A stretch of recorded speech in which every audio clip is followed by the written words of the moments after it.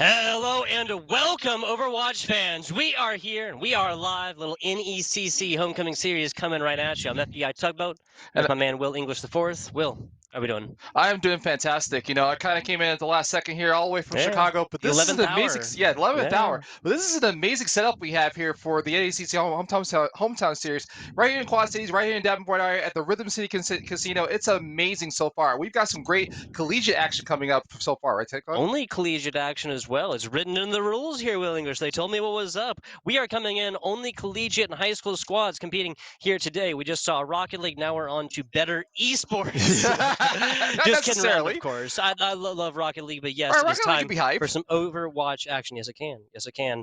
We are looking at a classic 8-team, 2-pool situation, Will English. Right. What that means, of course, 4 teams per pool. Those will be round robin, so each team playing 3 matches. And then, unfortunately, bottom 2 teams, one in either pool, will be not shown tomorrow. They'll Right. not be punching that ticket. Now, tomorrow will be that single elimination. Right. Those middle 4 teams duking it out initially, and the top team from either pool going and getting the bye initially, but having to prove themselves a little bit later on. Absolutely, absolutely, and again, there's some very strong teams here this weekend, right? Absolutely, Like I'm only absolutely. familiar with the Illinois Wesleyan Hmm. Spartans, I believe, is their team. But like basically, it's Blitz Bolts' team, kind of a Midwest staple here. And they kind of had their best.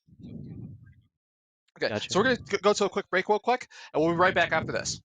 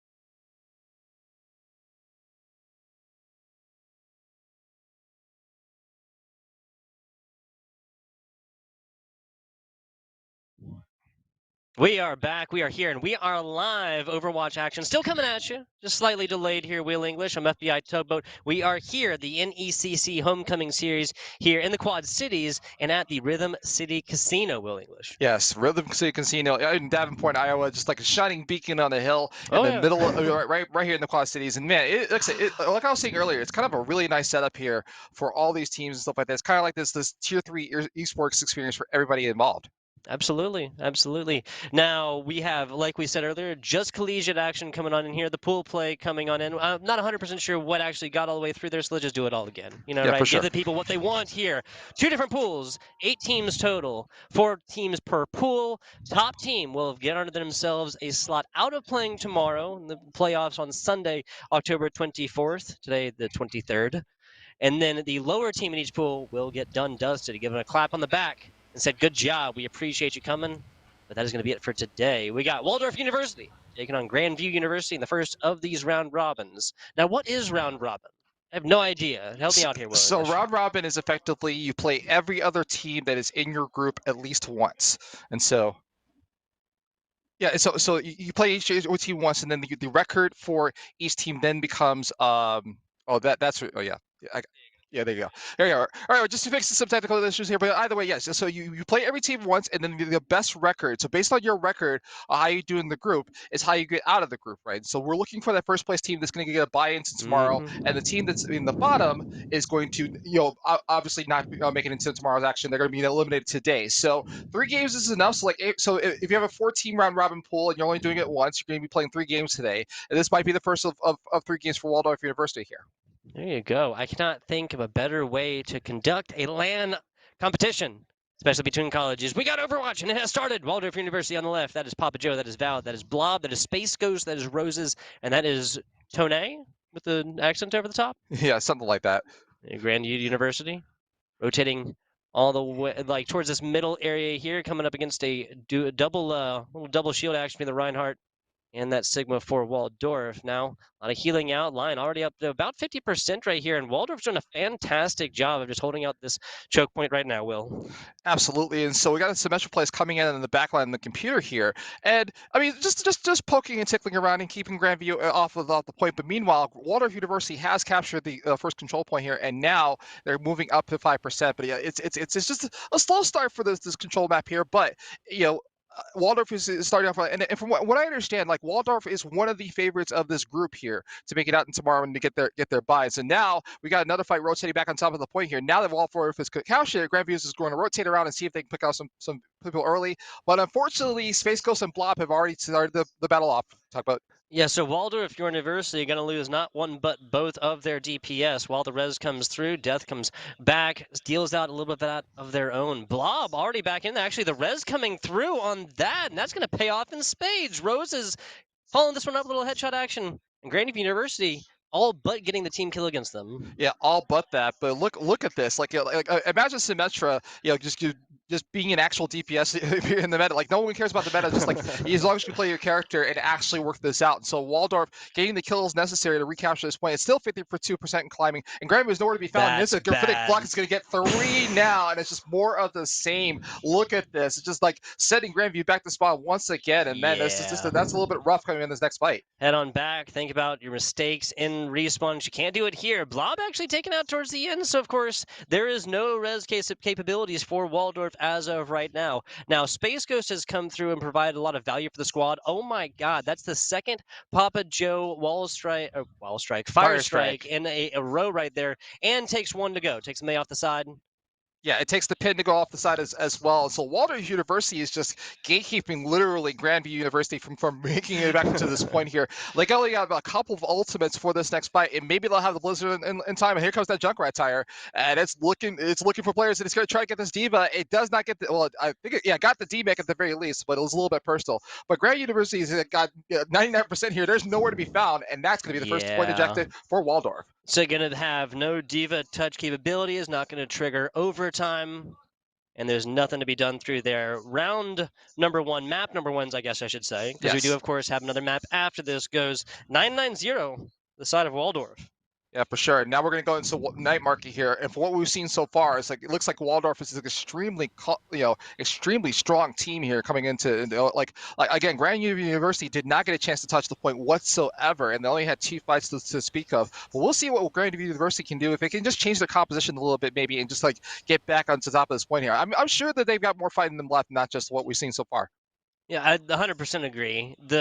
My attention turns to kind of what you were saying. There's really only two team fights they were really able to put on exhibition here today so far. So this really has not unlocked either. And now this is what we're looking for. Not one but two Pharaohs up top. Throw a Mercy on top, little Mercy pocket. This is going to be getting it going and early. Decent shots off, and that's going to be Space Ghost with a cadre of other members taking out not one but both of these wrecking balls. Both teams losing the wrecking balls early. One to the environmental kill, so obviously no risk capabilities on that side. Valid taken out as well. DMEC just tossing back to Spawn to think about their mistakes. I mean, yeah, it's looking kind of grim. I mean, like Space Ghost just went coast to coast here and is getting all the. Yeah, I know it's a boomer joke, and I'm aging myself a little bit here, but either way, it's looking looking like Space Ghost just again gatekeeping as well. Like, but it looks like Gravy University in the middle of all this. It does capture the first point here, but now Waldorf is going to kind of collapse down on top of it. They're just trying to take some kills on the outside, taking their time to get back to the point here, and now it looks like they're going to take control back just as they clean up these last couple kills. Yeah, these are the blob skies here. Not really anybody going to come through here. No quarter given, at least not without buying a ticket. 22% and 22% or so for Grandview University. If Waldorf does take this first map, this will not be a clean sweep all the way through. They just went through a 9-9-0 situation. Not going to happen again for Grandview. Yeah, but I mean, the one time that you would think to bring Symmetra out, I mean, we've seen that kind of the rush comp on most meta comps with Symmetra coming out and pulling out that first teleport in the first point. We didn't see that. We saw that in the last round, not in this one. And now Space Ghost once again. Well, I guess it took out the immortality field as kind of as opposed to taking out a player. But either way, it's still Space Ghost is like all over the kill feed, and again gets Oh the other my transfer battle God. again. So man, it's looking like all Waldorf all the time. Yeah, what a full one clip, and just between Space Ghost dropping that and then now already back to 70% or so. Now cleaning that up, a little bit of melee action, get up close and personal in the face of Guardian and this main support. That's line 8769, Grandview University.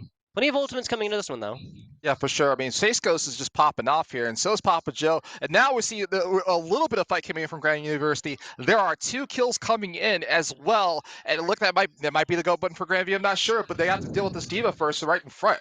Well, the Wrecking Ball, Space Ghost, the Tracer, both taken out. Big eat right there, throw a nano on top, and nothing really gained. Main support down, does take out the Diva mech here. Grandview University definitely fighting this one at a disadvantage now, but that was looking like that was a lot invested with absolutely no return.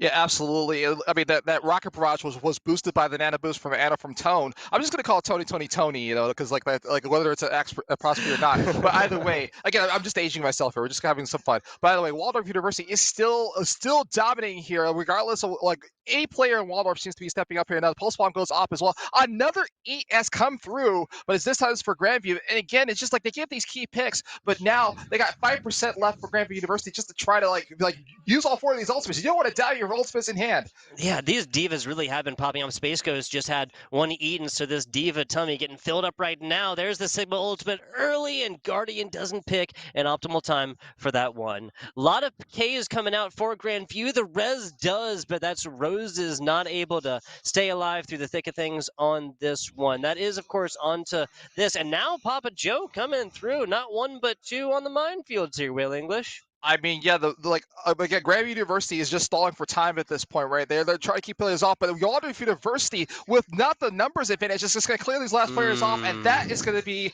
Lee John Tower for Waldorf University. Yeah, so that was a 99-0 in the first. That was what, 99-23. Yes. We'll mark it down for and a for last the minute record contest books. coming in for Waldorf. So we're going to display the game. Yeah, it's your favorite tugboat, Papa Joe. This is going to be the Fire Strike and this is going to be the Shatter. And it's going to get 3 members down. Yeah, so this was the Fire Strike. Yeah, this is what set up the second of those the double kill Fire Strikes right there. Space Ghost coming in, getting a little bit of chip damage at the end, just kind of wrapping that one on up. These teams decide to go to next is a classic pick ban through here, but I'd like to come through and talk about some of the organizations, some of the people that do make this possible. First and foremost, of course, Will English, we are nothing but beautiful faces connected to just golden dripping audio chocolate. Without our production members, yes, without our production members, we are not much. Big shout outs here to Mako, Nando, Sloth, and other members helping out with the NECC production. Big shout out from your casters. Really appreciate it, making our jobs a lot easier. Also, like to give our huge shout outs to our title sponsors for the weekend. That's Visit Quad Cities and the Rhythm City Casino. Had a great time here so far inside the Rhythm City Casino and their event space. We appreciate them for their support of this weekend's hometown series. Scholastic Land, gotta love it. Gotta love it. Secondary. Also, big shout outs to the NECC, of course, for having me and Will English here. You can find out what they're doing over there at the necc.gg or literally anywhere on social media. If you bring it up, just look up this little known site called google.com, put in the NECC right there. You'll be able to figure it out, Will English. I'm sure that they will. I mean, NECC is doing a lot of great work for our collegiate and high school teams here. We only have one high school team that's in the bracket, right? As from what I understand. Yes, sir. Just we're watching a match that's in pool 2 right now, and in pool 1 we have Illinois Wesleyan University, again a team that I'm extremely familiar with. We have the hometown favorites in the St. Ambrose University, which is again you see most of their team members are both in production and playing, and so it's very cool. Lincoln Christian University, and finally a college that I don't think I've heard of. I've heard rumors that they're just kind of a phantom college, as it were, but it is Bryant and Stratton, and I want to say Briggs and Stratton, but I don't think that that's correct. So Bryant and Stratton we're going to go with until I can look it up otherwise. Absolutely. And pool 2? Yeah, absolutely. So pool 2, we are looking at Grandview University and Waldorf, of course. That's the match we're seeing here right now. Also on there is the high school we mentioned, Allwood High School, as well as Cotty College. So that's going to be going through, and again, round robin. You described it earlier. All of these teams playing against each other, and then best records through there will either be punching their ticket like the VIP pass to tomorrow, right? Not even having to play in the quarterfinals match. The top team, the one top team from both of these 4-team pools, the 2 middle teams will punch their ticket. We'll get on there, skin of the teeth maybe, but they'll make it on in. The last team, though, we give it again a clap on the back, a hearty goodbye. You did a good job. You might have come a long distance, but that's all you're going to get if you do not come through here. Really pop off in this competition. I mean, but you at least get to play 3 matches against some very strong competition. We've been being dramatic. Yeah, I mean, I know, but I'm looking at it as like this is the experience you kind of need. This is the experience these colleges are looking to need to play against some of the best competition they have in the region. I mean, most of these teams are kind of regional right now. I don't know what the furthest team has come into this tournament so far, but I mean, again, just the fact that they are here and in person and kind of live events coming back, this is a great experience for all of it. The other thing you forgot to mention is that most of these matches are first to 2. I did say best of 3, didn't I? Yeah. I did say best of 3. Yeah, first to 2 as well. So because of the great game of Overwatch, you can tie technically on a hybrid. It is possible. We're going, of course, control hybrid escort. It is definitely possible to tie on the hybrid. It is unlikely, but it is possible. It is not possible in the great game of Overwatch to tie in your control rounds, as we, the control that we just saw. That was Lee Jong and pick bans going on right now. But that is, yep. Right. I've made the mistake before. Don't want the people to be led astray here and be watching. Then a tie comes on, and then there's riot in the streets, right here in Davenport, Iowa, right? Right, of course. And so the one map type that's going to be absent here is going to be assault, and that's the thing you're talking about. That like is a potential tie, ties and stuff like that. So usually, kind of these early rounds, especially if you're doing first to 2, you don't want to play assault very early on, and so like it's kind of not the map type that, which unfortunately also too is going to be going away in the later rounds in Overwatch. Did you say unfortunately? Yeah, unfortunately. We got to talk in the back right quick. Go and cut it. Yeah. 2CP not in Overwatch 2. Possibly the best news that we've gotten about the game so far. But 2CP is life. It's personal. 2CP is life. 2CP is death, and I'm not talking about the DPS over there for Waldorf. That's how you connect. That's how you connect a point right there. No, but the other thing that you got to get the information out.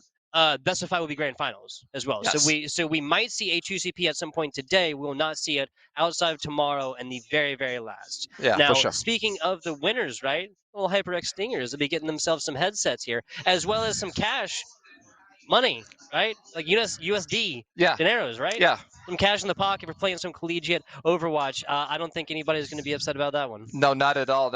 And so, again, going back to our previous match here with Waldorf and Grandview, again, like we just saw a lot of just dominant play coming from Grandview. It's just like, I don't want to say that Grandview like kind of it wasn't a complete kind of rollover, right. But I mean we do see some signs of life from Grandview. We did see them at least capture the second round, but now we're looking to see they again, sometimes you need a map to get warmed up and stuff like that. I mean these folks have probably traveled all day and they're getting set up and warmed up here, so we're just looking to see Grandview probably just like, and both these teams have coaches as well, which is so nice, right? Like you have your coaching staff kind of help you get untilted, get focused back onto the game here. But from what I understand, these are two very good teams. It's going to be a great match, so I'm looking forward to see where our next map is. Which, by the way, we're not stalling for time here. We're literally going through picks and bans, and we're going to figure out what the next map is, and we'll let you know as soon as we do. Or perhaps we're doing both. Perhaps we're doing both. Perhaps we're doing both. Another interesting point, right? Got a little Vikings versus Warriors, right? Some medieval battle going on right here. Seriously, that's the Waldorf Warriors taking on the Grandview Vikings. How interesting as we're coming in. Now, Will English, what are we looking at? So we have the map pick locked in. Yep, and it's looking like we're going to go into Hollywood. Hollywood, okay. Not against it. No Kings Row, not the crowd favorite. You know, the sensational Kings Row. What'd you say? Yeah, not Scrims Row, as the kids are saying. The kids say Scrims Row. Disparage Kings Row. We got 2CP love earlier. I thought you were going to say bad things about Kings Row. No, I love Kings Row. Once you think you know a guy, right? But, right. But I love Kings Row, but I love Hollywood even more as a map. Fair, you know, it's just like if given the option, given the option, people usually pick Kings Row because that's the map that everyone plays. But Hollywood, on the other hand, right, is a little bit more of a challenge. You got that first couple choke points that if you get because this is going to be a hybrid map, so you have to capture the first point and then move into the street space for Hollywood. You're going to get some long sight lines in there as well, and then it also gets this close towards the end as well. But here we go. We're going to get into Hollywood now, and I get for what we've seen, and it looks like also that Waldorf and Grandview have changed sides. So now what that means is that Waldorf University will be on attack to start off this map here.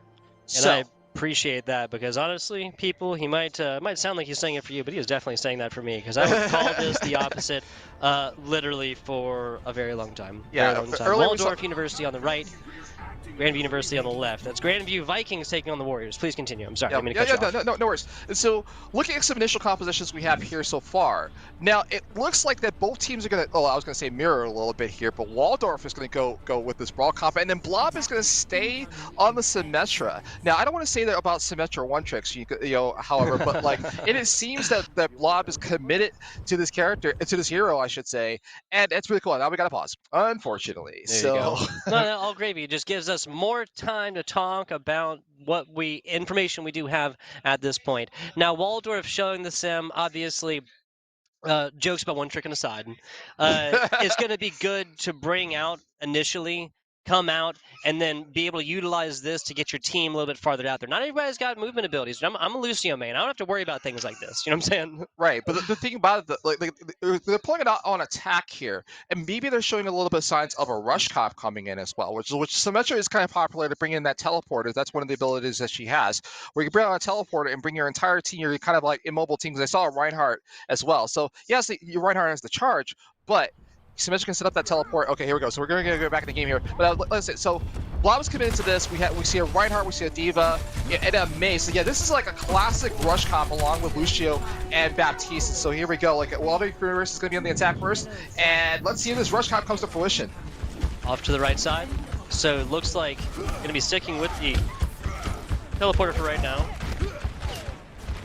On board with Tone. Is that what we said? Tone? It sounds fancy. I'm just saying Tony, Tone. Actually, you know what? I'm sorry. Oh, yeah, here it is. That teleport's going to come over top, and now they're going to just dive right into the point here. And here we go. Papa Joe's going to get that initial kill off, and this is the beauty of the rush cap. And Grandview unfortunately was caught off the back foot and didn't see it coming, literally. And they aren't taking down any of the members. And Blob once again lining up the kill feed as a Symmetra. You love to see it for Symmetra mains all out there making this hero work, and now they're going to capture this first point very quickly. I mean, we didn't even have like 45 seconds left on the clock until we got the reforce, and Waldorf is just going to keep pushing. Yes, crazy stuff. Very early take right now from this offending team. Grandview University kind of opting to hold this one from the top. Waldorf University coming into this one 1-0 as well, so if they put a good time up initially on Hollywood, we set themselves up for success. And some fantastic stuff coming in. Gamer number 2 possibly is still round robin. Right, of course. But in our hybrid map here, we're looking to see if Waldorf can complete Hollywood all the way through and get the couple points. And they're just going to keep firing at the shield and give a little bit of ult charge over to Waldorf. I mean, I guess, just give a little ult charge over to them. I guess not. But either way, here we go. So they're going into the street space now, and they're kind of stuck a little bit here, but they're trying to clean up kills down this corridor here, and the Baptiste window is also, the application matrix has been invested into this fight from the side of Waldorf, and they just blow it right away. We also get another sound barrier kill coming in from Waldorf as well. Like, this just going back and forth. Look at this. Opia from Grandview is now getting a couple kills and trying to keep this going. But now Tone, look at the supports on Waldorf. They're keeping just lighting up the kill feed and just keeping going here. And now Blob has switched over to Tracer as opposed to keeping the symmetric effect. So maybe it wasn't working out for them so far, but Blob is making it work. Absolutely. What? Support's taking kills there? Blob, all this Tracer just popping off right here, just kind of. What is the blob? The blob from Batman when they assume somebody, they just like roll over them. What is it called? Like it's like assimilate. They're assimilating people. There you go. There you go. That's why we have color casters. I love it. I love it. 4 minutes, 8 seconds left. Grandview University comes stomping and making a point in here, but as I say that, dropping a main tank. Now a D-mech tossed out of it.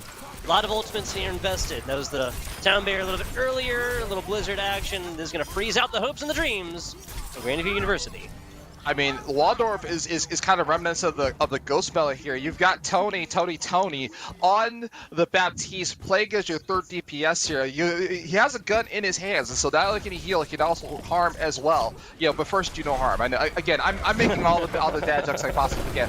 Waldorf University is now almost close to this point too, but this fight is breaking up right behind point 2, and they're just taking the Grandview University at their spawn, trying to get some spawn advantage here. And also, it looks like the Diva will also get 2 kills in the feed, and so they're like almost a team kill unofficially here if they get this last dagger off. Yes, they do. And now the Mercy is the only hero left alive for Grandview, and they're gonna have to reset. But as in the middle of all of that tugboat, that first point has been captured here, and now they're moving to point 2.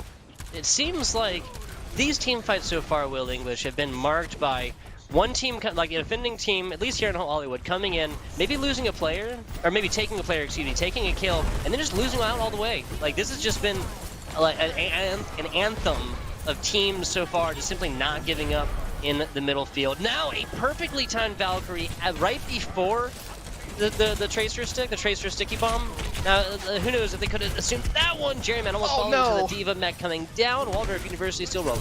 I mean, they almost got the kill before the remech, but yeah, that Valkyrie had to be popped in order to save their teammate. I don't think that was the most optimal time to do so. Arrests are coming from Grandview University as well, but the kills are starting to come in for Waldorf as this cart is moving towards Point Bravo here, and it's going to probably finish this out with a pretty good time bank. And yes, they do. Grandview University did put up a good fight towards the end of this, but we got a 3 minute and 45 second time bank coming in for Waldorf University on their attack, and now we're going to see what Grandview University can do on their attack.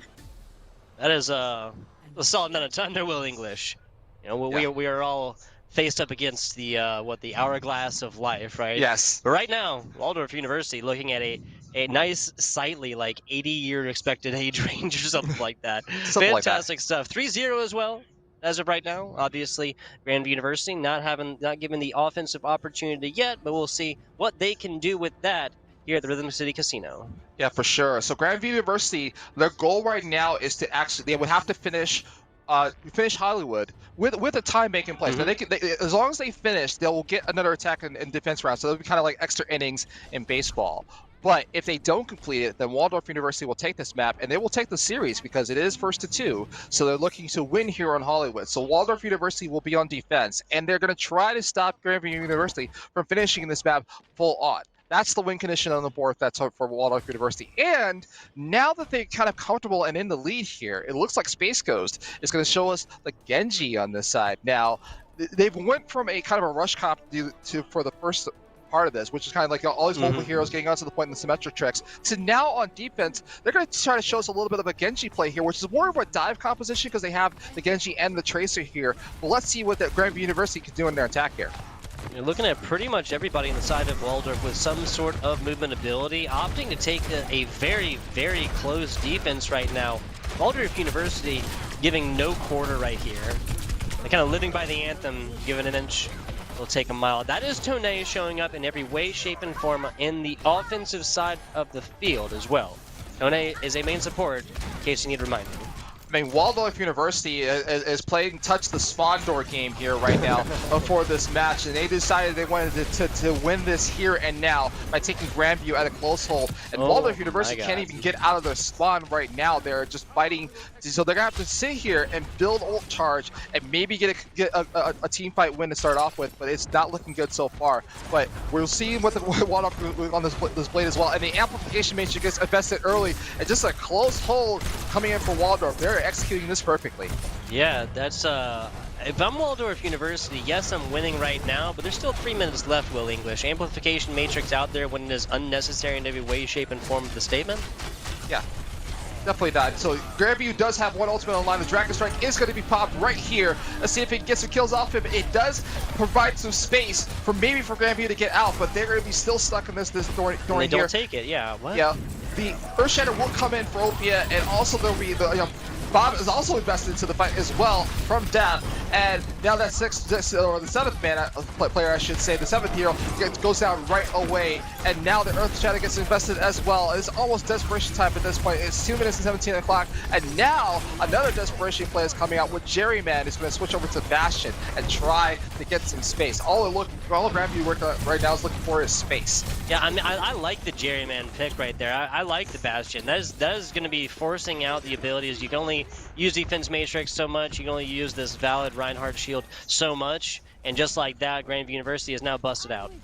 Yeah, they finally busted out. Now the amplification matrix, but all this time has been wasted off the clock. And we also saw the Waldorf University's blob on the Tracer also had to retreat. But the only ultimate that they have is the Pulse Bomb. And of course, as I say that, Blob goes down, and now Grandview University, if we can get some more space here, they're just trying to, the Waldorf is starting to re-engage and trying to get this close hold back up. Strike, unfortunately, not able to make it back to her spawn door. Jerryman down as well after the change from the Bastion on the Soldier 76, which makes sense, of course. But really, Grandview University might just want to try and find a different way on into this one, Will English.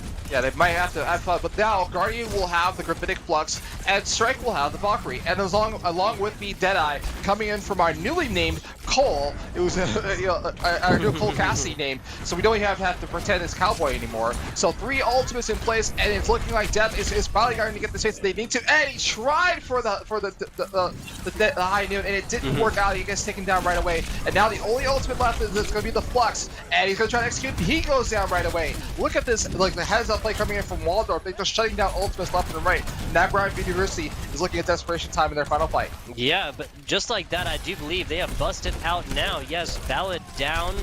Now Roses, excuse me, and Tone as well. Grandview University has a golden path paved to this point number 1. Look at this. They're rushing towards this point here. I'm sure that Waldorf will have time to contest. The Tracer is already here from Waldorf to do so. But now they're going to see if they can at least get a couple ticks off and extend this a little bit further. We're 20 seconds left on the clock. It looks like Waldorf is trying to set this down here. And the blade is going to come out from Waldorf. Let's see if they can get some value off it, along with the whole hog from Opia. It's a decent hog off the top. Lions falling, well placed and well used. Yeah, Dragon Blade right there. Death finds one in the thick of things. 1 second left. Nobody touches, even with the shatter at the end. Waldorf University taking this one 2-0 fashion in the match. That was 3-0 in the map, correct? That is correct. That is Yes. correct. That, like, Grandview University unfortunately did not touch the point at all. They got 1 tick off of it, about 33%, but that's about it. But look at this. Look at this air shatter coming in for Papa Joe, and at least Grandview has gets a play of the game to start off with. And man, what a game though. But Waldorf University, on the other hand, is just kind of a masterclass on this hybrid game type here. I mean, they definitely took it all the way. They did their rush comp at the off the back foot, and then showed us the dive composition towards the end to make it work for them. And that was amazing coming in from Waldorf University. Congratulations for pulling this out 2-0. Yeah, that's about, I mean, actually, no, not about. That is as good as a team can perform in this match number 1, right? Between these two maps, didn't drop a point, took both 2-0. Yeah, technically, you could have taken map 2, Lijiang Tower, not 23 to 99%, right? Could have completely shut him out, doesn't matter. Doesn't matter. You could have taken Hollywood with not the 57 or whatever percent, doesn't matter. Categorically fantastic win for Waldorf. They will not lose in their own house. Absolutely not. Absolutely not. And now, so that is going to be one win for Waldorf. And I'm not sure if that's their first match or their second, but either way, it's going a long way. When you're playing in a round robin matchup Yeah. here, every win counts. Like you usually are not going to make it out with a 1-2 record. Like you want to have at least 2 wins, and that at least gives you a good chance. Now, there's also a potential chance, depending on how the group goes. And this is, again, it's either random draw, kind of like Mhm. how it's being seeded, about ties and tiebreakers and Yes. stuff like that, Yes. which Yes. I'm sure Yes. there's rules about dealing with that as well, as either through map differential or some other terms to make tie breaking easier. Usually you don't have Mhm. to replay a match, but sometimes that might be the only way to break the tie. So that's Gotcha. the only danger of doing like kind of a single round robin, is that you usually can only play enough games, but then you need more games to actually break ties. But we'll see. Like I said, Waldorf is well on the way when getting there this Mhm. first win and being a 2-0 fashion smooth. Yeah, exactly. So, and in the day, right? If we run out of tiebreakers, roulette table's right over there. You take red, I take black. We'll just figure it out from there. Totally kidding, of course. We would not leave something so important up to random chance. Now, I want to go ahead, take this opportunity, give a shout out St. Ambrose University. They've done a whole lot here today at the NECC Homecoming Series for SAU. We want to give a huge shout out to them. You can visit their website, sau.edu. A lot of letters coming at you there, Will English. sau.edu to find out more about St. Ambrose University and their esports program. Huge shout out to HyperX as well. This one coming from St. Ambrose University and the NECC. I want to give a huge shout out to them. We're doing giveaways. They're giving away headsets to like winners and stuff. If you don't leave the Rhythm City Casino without a HyperX something in your hand, that's probably your fault, Will English. And Yeah, we're not talking probably. about larceny either. Like they're giving stuff away, people are winning stuff. HyperX everywhere around here. It's been a fantastic time. Absolutely, absolutely. So, I mean, yeah, again, congrats once again to Waldorf University for kind of pulling this out. And it's look like we might get our next match. I'm not sure, but Yeah, like yeah. it looks like from what I'm seeing here, it's either Graham University is either staying on the stage, or Waldorf is going to stay on the stage. But we're going to see what our next match is coming up soon. I'm hoping so. Absolutely. This is the NECC Homecoming Series. We are in the Rhythm City Casino in wonderful Davenport, Iowa. We're going to be heading to a short break after Waldorf University puts Grandview University down 2-0. We'll be back with the action in just a minute.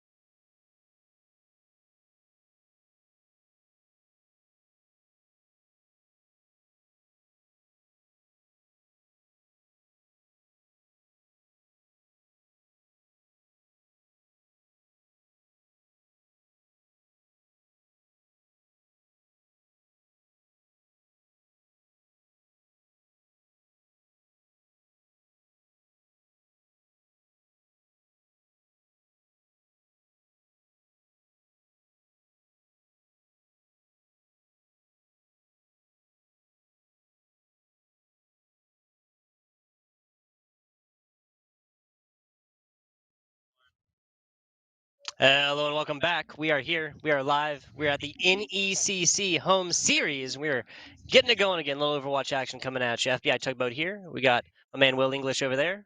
And we got some more Overwatch action coming at you. That's Bryant and Stratton College taking on Illinois Wesleyan. Did I pronounce that correctly? Yes, you did. Illinois Gotcha. Wesleyan Esports, a team that I am extremely familiar with, and I won't say from where, but definitely is a team that is well coached and well versed and stuff like that. Yeah. I just saw the Illinois Wesleyan Spartans play against some of the ISU, actually Illinois State University Academy Ooh, teams in this okay. tournament called Battle of the Midwest. It did pretty well. It took out first place and was definitely a very strong and solid Okay. team. And so Okay. I also have I might as well reveal. I know the coach Blitzbolt. He used to play for DePaul University. Was very good player on that team. But now he is coaching this team, and Mhm. he's doing wonders with this program. They're definitely going places. From Absolutely. what I understand, not only was his last match was kind of close, but now this match is going to be even closer, from what I understand. Okay, okay. Yeah, we got little reports of some high-level players on here. Obviously, no idea what the SR or previous teams are. No speculations there Right. by any means. But we do have confirmed these are some grandmaster. Excuse me, I'm mixing up my esports here, right? Yeah. Grandmaster players coming in here, right? Yeah, 4.4K SR coming in for both of these teams, and again, just evenly matched. But again, it is definitely, like I said, if I had to put bets on anything, and I know we're in a casino, and I don't want to advocate gambling here, but if I was The going to make a bets on NECC does not anything, condone gambling. yeah, I would consider. Yeah, I would consider that we would do. If I was going to gamble, I Yeah, would be yeah. gambling on Illinois Wesleyan here. Gotcha. Okay. That would be my Bias bet. That's casters, yeah, bias casters, bias bias casters, bias castings casters. or There whatever. you But I go, will right? keep my bias to a minimum here. Yeah, Well, let's talk about the other team as well. I mean, like Briggs and Stratton. So not Briggs. See, I already messed it up. Bryant Darn and it. Stratton. Yes, sir. Yes, Bryant sir. and Stratton. Yep. I am so sorry. I'm so sorry. But I've learned. So I heard a rumor that there was a college that just didn't put their name on Smash.gg, Okay, okay, which is okay. why I thought Bryant and Stratton was not an actual team. But I apologize to all the Bryant and Stratton fans. It actually is a college, and then their team that's here is coming in from Virginia. Actually, Okay. so like there's kind of like 13 colleges. They're all Bryant and Stratton here, and it looks like so. As I say that, we just get into our first map here. We've got Busan and we've got Mecha Base to start off with. And again, if I'm a betting man, I'm betting on Illinois Wesleyan. But Brian and Stratton have come a long way to play in this tournament here, so they must be confident in their abilities here to pull this out. And we'll see what the compositions start off when we get here. But this is a place for brawl compositions, for close quarter combat. This is where you want to pull this out for Illinois Wesleyan. Yeah, so kind of almost the home team here, the Illinois squad, coming on in to fight in this interstate battle. Bryant and Stratton College coming on in here. Now, you said from Virginia. This is the Illinois Wesleyan Spartans, correct? Yes. Got that written down right? Okay, gotcha. This is going to be Codex, Fatal, Echoic, Flummox, Snow, Biz, and Line. Line, not Line. blank. Not blank. I have Line. made that mistake before. It is line. Yes, sir. Yes, sir. Looking at Bryant and Stratton College. Cyber, Miro, Slater, Everlong, Injustice, and Set, and I have casted this team before. I actually, I read it, I just didn't say it out loud. Now it all makes sense. 20 seconds here. Little Reinhardt action on the front. Cyber looking for a way in edgewise. Swing away. That's going to be some solid hits. Mortality Field invested very, very early. Slater got some solid damage in there as well. Takes it to the top. Gets on out. And now we're on board with Line. Not dash, not break, not blank. Line. Not uppercase line or any of that wonderful stuff. But here we go. If Bad Day Hammer coming in from Echoic is going to take down a couple of players. This is about an even fight here on the high ground, and no one's touched the point just yet, even though it's just open. But now we're going to see Brighton and Stratton College come out on top and get the kills necessary, and now they're going to capture this first point. And Illinois Wesleyan is going to be in the back foot, but it was very even. The kills were being traded back and forth, and not a lot of advantage here, but Brighton and Stratton comes out on top. Yeah, so this is going to be Echoic as well, getting a lot of damage in edgewise. That Codex May had to back up right there. Cyber finding a lot of space, a lot of damage over on the side. Meanwhile, Flummox, Snowbiz, the supports here from Illinois Wesleyan, taking a couple of picks. Now that's going to be our first actual team kill, Bell, on stream today? Yeah, I think it's going to be our first actual stream kill, or team kill on stream. Yeah, you hear the tongue twisters coming out. But no, actually Cyber activated their Earth Shatter on that play, and that was what got kind of the damage they needed to kind of clean up the rest of the kills. So the actual team kill comes out. Now Brian and Stratton are on 39%, and it's looking for the Deadeye to come out from Echoic. And he gets covered. The shield's going to cover one of the players, but they do get one. And Injustice is going to follow up. and get another kill. Takes down Iconic as well, and it's What just more a of the boom. same. Look at this. Brian and Stratton coming in hard and fast and just wiping Illinois Wesleyan off the map. Only way to do it. Cyber taking a unique pick against Line. That's the May on the other side with a boot. Not the charge, but got it sent them super, super far. Obviously, Injustice was speed boosting that, and so we got a little bit more of the CC effect on it. Regardless, Brian and Stratton College looking primal right there. There's a shatter early, only finding a couple Brian and Stratton Colleges from that one. Line up here, taking a little Diva Mech first, and then the self-destruct finds nothing in the thick of things here. Slayton, Cyber going to town right now.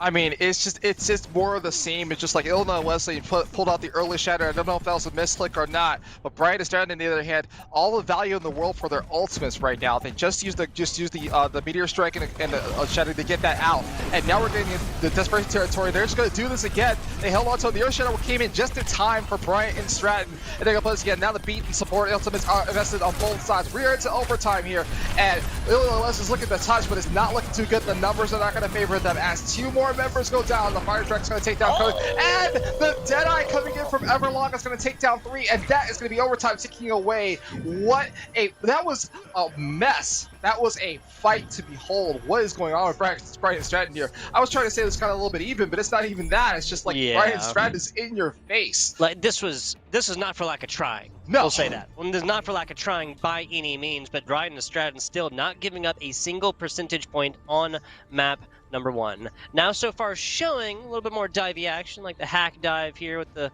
Sombra support. That's even more centralized Everlong. That was gonna be my next point here. Yeah. They read my mind. Yes. If that's the case, we're in trouble here. Oh boy. If players can start reading my mind.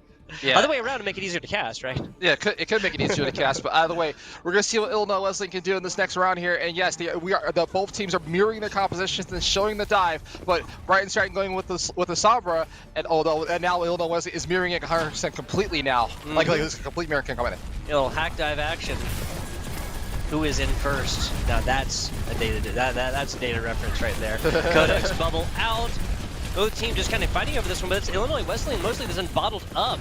Choke point mostly utilized, and now a lot of advantage. Brian and Stratton able to just run across this right now. A little DMAC action, an attempted save, not going to be enough. That's a diving Cyber. He's just going to sit wherever he wants to. Brian and Stratton College might lose. Okay, I was going to say.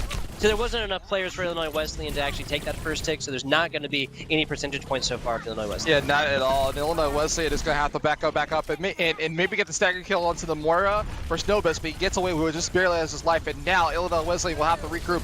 In that first fight, all the ult charts on the side of Briggs and Stratton, and also the Coalescence is going to come out for Bryant right now, just a kind of an early thing just to keep this going, and yes, they clear them off again. Again, the value of the ultimate cycling for Bryant and Stratton is amazing. They only needed the Coalescence to win that fight. The one, Uno, the loneliest number here.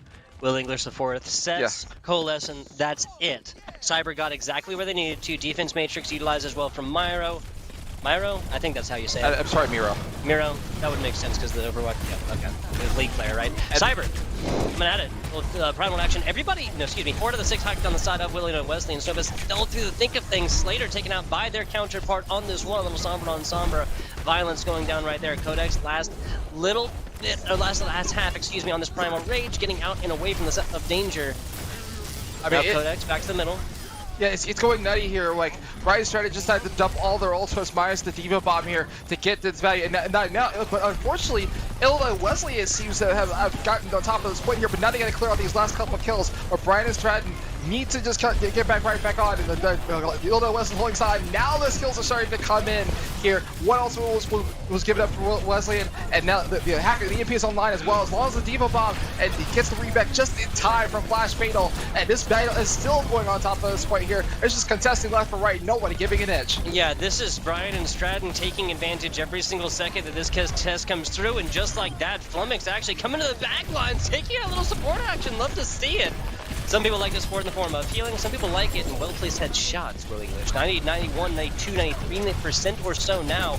Even if Illinois Wesleyan takes this right now, and they will, it's only 5% left on the other side. I mean, while that fight almost went on for an eternity, as that fight was going on, however, Brian and Stratton were increasing percentage points here. So now they're at 95%. Illinois Wesleyan, on the other hand, it needed all that time just to recontest the point and get it back. Now they're going to have to hold strong against this aggressive and raw power from the Brian and Stratton College team. And look at this. Coalescence coming in from set once again, looking for the same value they got the first time. But the Coalescence is going to have to pop the Primal Rage in advance. And the EMP gets all the members, all the alive members of Illinois Wesleyan. They go down one by one. And that is just unfortunate. That EMP was huge coming in from Slater. And now it's looking like Illinois Wesleyan's got worse for wear here. And that's going to be Brian and Stratton winning the first map. That is going to be map number 1. Busan going the way of the Bobcats here for Brian Stratton College. Coming in from Virginia.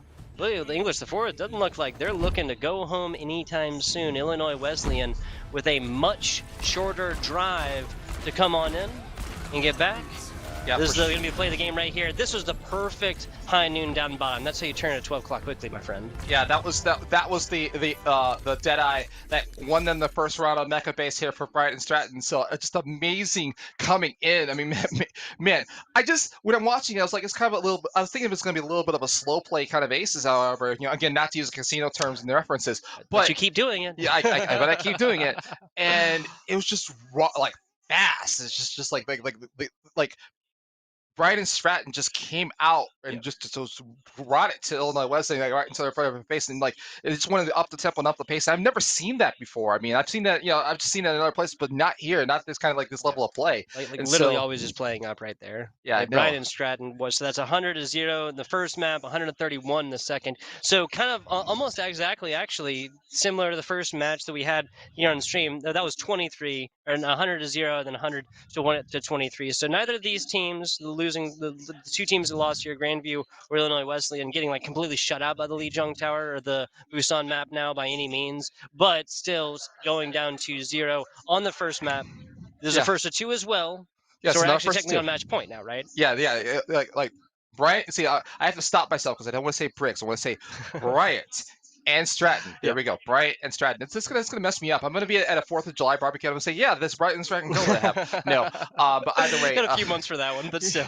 Yeah, I know it's gonna be in my head. But anyway, Bryant and Stratton, yes, they are on match point right now. We're gonna go into a hybrid map here. And again, we're looking for picks and bans just like we did in the last match. But yeah, it's just nutty, just nutty seeing all this, whatever. I mean, I'm looking forward to seeing what we're going to see in this next map as well. I mean, I'm sure that Illinois Wesleyan get the pick size as well. Yep. So I mean, what's the strategy here? How do you slow down this aggression that you're going to see from Brian and Stratton? I mean, I would say by nature, right, the hybrid maps are like just don't allow for as much aggression, especially given once what offenders come in, they take a point, and they pretty much only do that off the back of wiping a defense. Defense comes back for spawn, so at least at that point, it's less. Now, obviously, the difference in how quickly you can move, like you can get your objective, right? You can triple up on point, but that only really happens after, again, you like completely wipe another squad. Now it's only 1 second per tick there for control, right? Or I guess it's like a second, 1.2 seconds or whatever else. Yeah, something like that. Yeah. Whatever. You know what I'm saying? It's always at the same amount. You can have 6 on there; it's the same speed. You can have 1 on there; it's the same speed. But Brian and Stratton. You got me. Sorry. Stratton coming in from Virginia. They Speed is their like that Speed like is the the name cars, of the game. like the cars movie, right? Speed, like their name is Speed so far, and they only went from 1 fast comp to even a faster comp, right? Yeah, for sure. I mean, just again, the raw aggression, and the thing is, usually that's not rewarded in Overwatch, right? Usually, if you're playing that fast, you get a couple of early picks from Illinois Wesleyan, and then that would have been it. That would have just shut down their entire offense, and then would have to like reset and try again. But like seconds are ticking away as they're clicking the quest. It's usually very risky, but Briggs. So see, Brian and Stratton pulled this. I am so sorry. Brian and Stratton pulled this off. In very dominant fashion. We are going to be looking at Hollywood next to come up for our hybrid. That's what our Illinois Wesleyan squad came down to after the ban.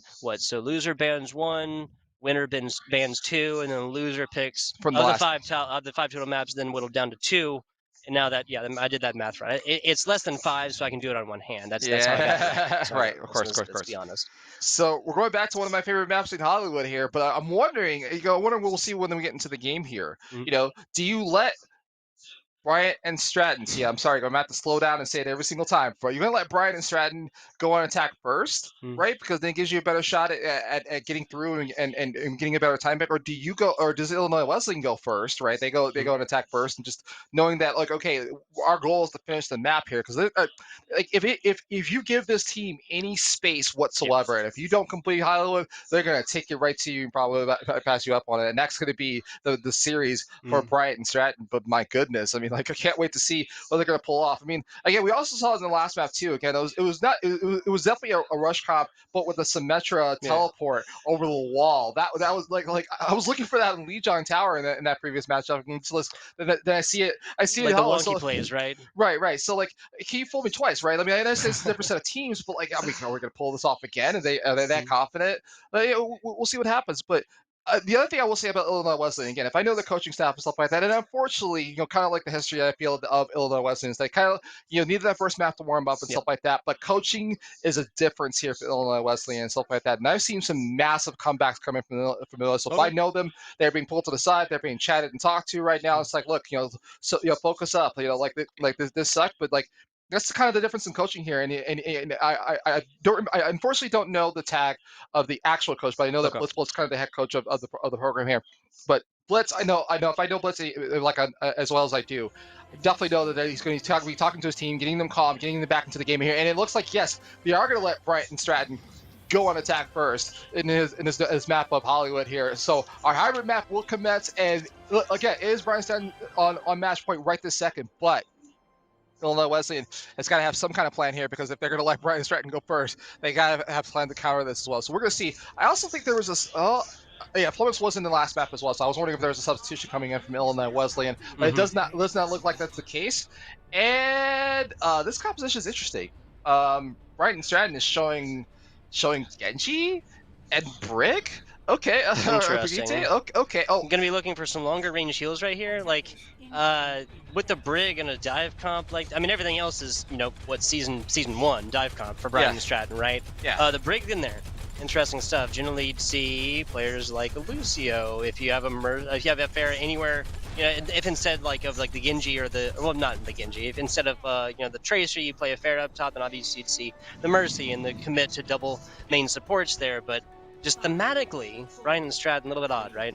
Yeah, a little bit odd, but we're going to see what Brian and Stratton can do in their attack here, and they're going to start off right, and Illinois Wesleyan, on the other hand, is showing a bunker comp, and they're going to stand right on top here with the Diva and the Orisa. They're just going to stay on the high ground here and try to show this off, and they're also showing Torbjorn as well. So, I mean, I've seen a lot of Torbjorn just come up, not in like meta comps, but just just making it work and kind of clearing off the line. And Brian and Stratton's respecting this. They're respecting the bunker comp coming in from Wesleyan. Yeah, that's smart. Echoic literally looking for the head of Set on the other side. Obviously, we as casters, observers get the X-ray vision. They do not, but still got player outline, still got shadow and more. 3 minutes, 20 seconds left. It's all a little bit deleted off the top. Everlong starting this one off with the Torb turret taken down. Line here. Going to be looking at a different place. Obviously, this more unique geographical tech really allowing for the Turbian to pop off a little bit more. Now, speaking of popping off, Slater, Cyber finding some of their own. Slater getting super low on the front, but not going to matter when you have support like this. Flash Fatal killed at the very end. That's going to be just outside team kill, though. Yeah, just an unofficial team kill coming in, but look at this. Slater kind of snuck into the backline here for Illinois Wesleyan. They were standing on the high ground on the one side before the choke, and then when they got picked off on top of that high ground, they rotated around, but then they just didn't watch their back. And Slater walked in and got 2 initial picks, and that was just a collapse on top of Illinois Wesleyan, and the Diva went along with it. And so now we're into the street space here. 5 minutes on the clock here for Brian and Stratton, and just like the last map we saw, it's kind of a very early kickoff into going into street space. It's got a lot of time to work with. And now that crowd race is going to come out from Cyber, and it's going to keep on rolling here. Yeah, there's no reason to stop this one. Well, they say it's hard to stop a train. That's also a dated credit card reference, actually, the advertisement. Cyber coming in here, getting a lot going. Now the amplification matrix invested, and it's not going to matter when you're laying in hacked pieces on the ground next to Slater's feet. Brian and Stratton, and quite a run right now. 10 kills in a row just for Slater player. And just like we were questioning kind of the Genji pick, I guess Slater is making it work, and we just saw the first the blade coming out, not even with a nano, just like nope, I'm just gonna dive right in, and like if they broke, don't fix it. And Slater's gonna come up big with that ultimate here, and again, it seems like that they just get 2 key picks off of Wesley, and then they're just offense or their defense just collapses. But now the rally's gonna be committed from Illinois Wesley here to get into this next fight. Echoic finding an early one. Slater not going to find the same advantage that he took earlier and with earlier picks. Now rotated down bottom. Wesleyan all over this one, trying to come back out at it is Everlong. Everlong taking a little bit of damage, but not going to be anything they cannot deal with. Now the Brig armor still on top of Illinois Wesleyan, and a nasty purple coming in. Flummox taking advantage of it at the top. Now Stun's coming in. Line giving a little shake up the head right there. Members of Brian Stratton trying to find a way in edgewise. Not going to happen as easily. Now is Cyber going through the backlines right now. And while he's going through the backlines, Cyber and Slater are going through the front. Fantastic stuff for Brian and Stratton. That's going to be all but the full 6. You know, I want to use a very line here that's also casino specific, but I'm going to keep it to your imagination. I mean, Brian and Stratton, as you mentioned, like they put the nano onto Cyber, who then had the like he got some initial damage off, he got some initial picks off, and then he went into the primal rage and just kept wrecking shop until while they were taking care of the back, as you mentioned, they were also working on the front as well. The card is now at Royal Alpha and barely Twins Point Bravo here, and Illinois Wesley's got to find an answer pretty soon here. Otherwise, they're going to be down 2-0. 3-0, I should say. Yeah, so this is just a chokehold look right now. Both squads. Whoever gets through here is going to be able to win. If that's offense, that would be Brian Stratton with a lot of time as well. Really just burning off time. Illinois Wesleyan's goal here is they come through. Everlong on board here. Pump up ability used from the Torbjorn. There's a stick coming in. Flummox fell right there, and the eat onto Everlong's sticky bomb is not going to matter. In the very end, Brian and Stratton all over this one. It was almost like the pulse bomb was a distraction right behind the blade coming in from Slater. Once again, getting 3 kills off of the Illinois Wesleyan team, and like again, it's like now a desperation point at this point because now they need the players to dive onto the top of this point. Otherwise, this card's going to touch. Yes, the Diva will be there to start off with, and the Nano goes into the Monkey again. We're looking for the Prime Rise to pop off right there. Yes, it goes. There it goes, and the Shatter as well from Codex is trying to save their team, but it's almost too little, too late. This card is here to stay, and Cyber is just cleaning up the last couple of kills along with top of the Reinhardt. Yeah, so Brian and Stratton holding on to the rally from this Brig. 3:17 on the clock, Will English. Yeah. No mathematician, but that's a lot of time. That is a lot of time in the time bank here. Illinois Wesleyan was just caught off the back foot left and right, and they need to shut down the Slater, shut them down fast. Because like the Slater, the Genji is a very squishy target in this composition here, but again, just every single time he's popping an ultimate, he's got at least three kills on top of that final blows as it were. But Illinois Wesleyan, I mean, they're facing a kind of a mountain here. They let Brian and Stratton go first, and now they got 3 minute and 17-second time bank to attack here. Now again, Illinois Wesleyan could also finish, right? But like that is a tough mountain. 3:17, yeah, there's a tough mountain to climb here coming from Illinois Wesleyan.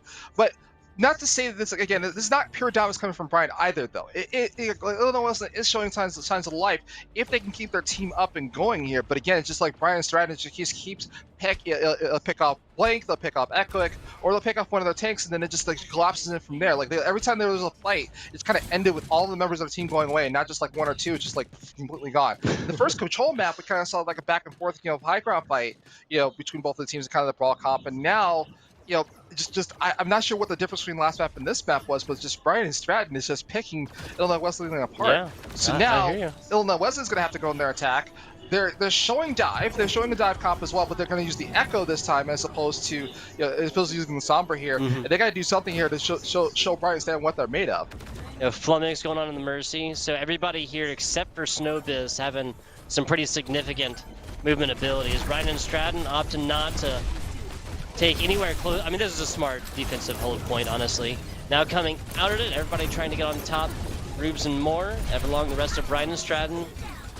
Negotiating, rotating, and more through the middle. Bit of a split push here from Wesleyan.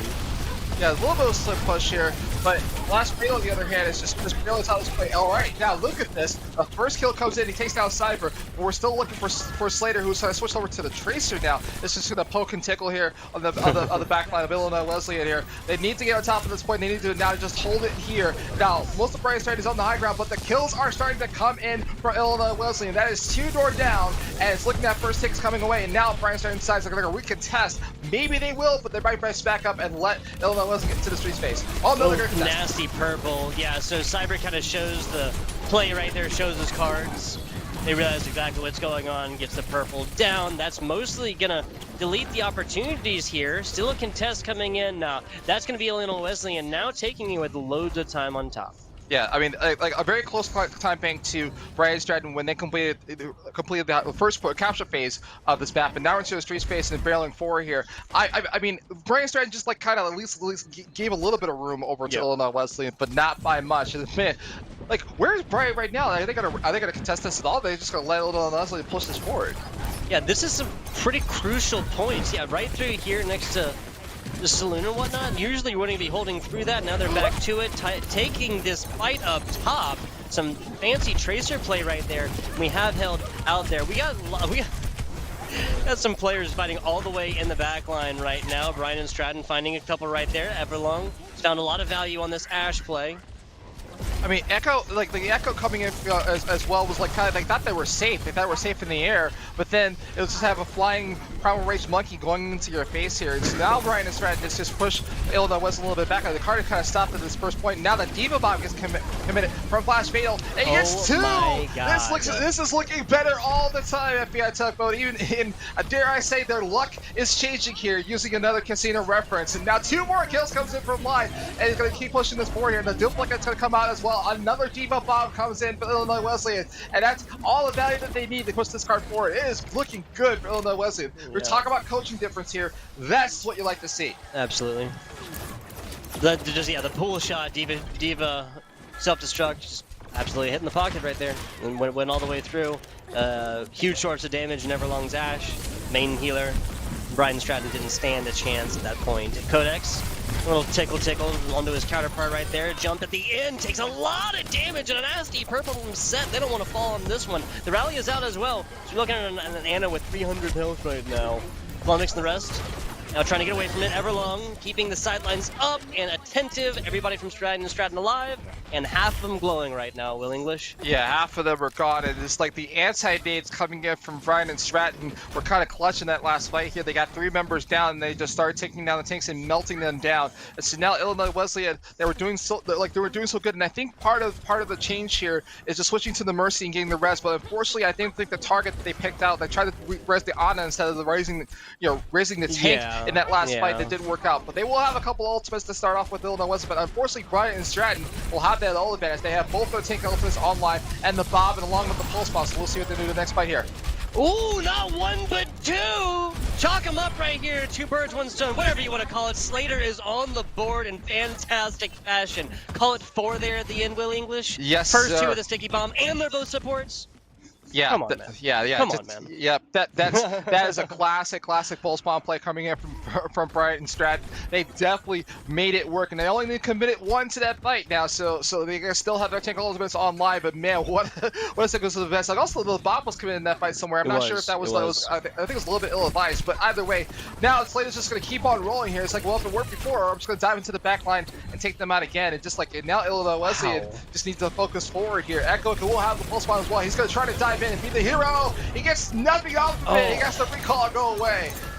It's a right at the feet, cannot hit either. Kind of a split attention on that one. Goes from the middle, hits neither. 1 minute, 45 seconds, taking it back to the top. This is such a split play right now. Brian and Stratton are fighting this war on like 3 different fronts, and Brian and Stratton is simply able to come forth and coordinate on damage against Illinois Wesleyan in a simply better manner.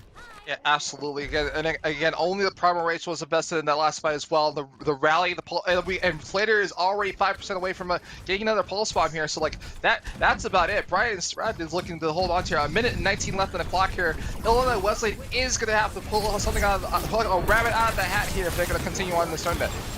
We're looking at About 60 seconds left. Slater, not one but two, finds a second. Normally, not even sticky bomb on that. Now, 20% back up to this, Will English. Is there hope for the Illinois Wesleyan squad? Not if Brian Strat can keep cycling ultimates like they do and keep getting these pulse bombs and just making it work. Like Brian, this is like the third or fourth fight that they just take out the supports and it collapses their offense. Illinois Wesleyan, 45 seconds left on the clock here. They're gonna have to put it all out on the line. All they have is the duplicate, the self-destruct, and the nano boost, which might go on the Codex if we can pull off the rage at the same time. But now the duplicate's going to go onto the Winston, and the Diva Bomb self-destruct is also going to progress into this fight. But Slater once again gets the support in the backline. It's just going to be one less support.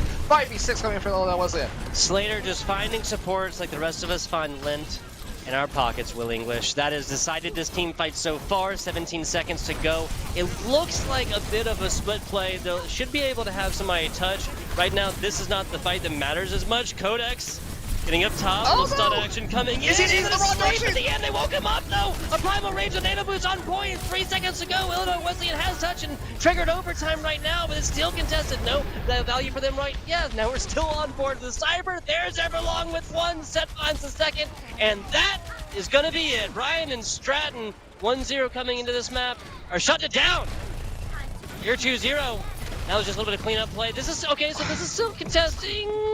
I don't think anybody else is going to be able to get there. Illinois Wesleyan not going to be deleted out of this tournament yet, but that's not going to do well for the round robin performance. Oh my goodness. I was watching Codex on the Winston, and I was looking at that desperation where they were trying to get back to the point to touch and contest, and everything was in the way. They had to invest in nano at the last second. The Primal Rage came out.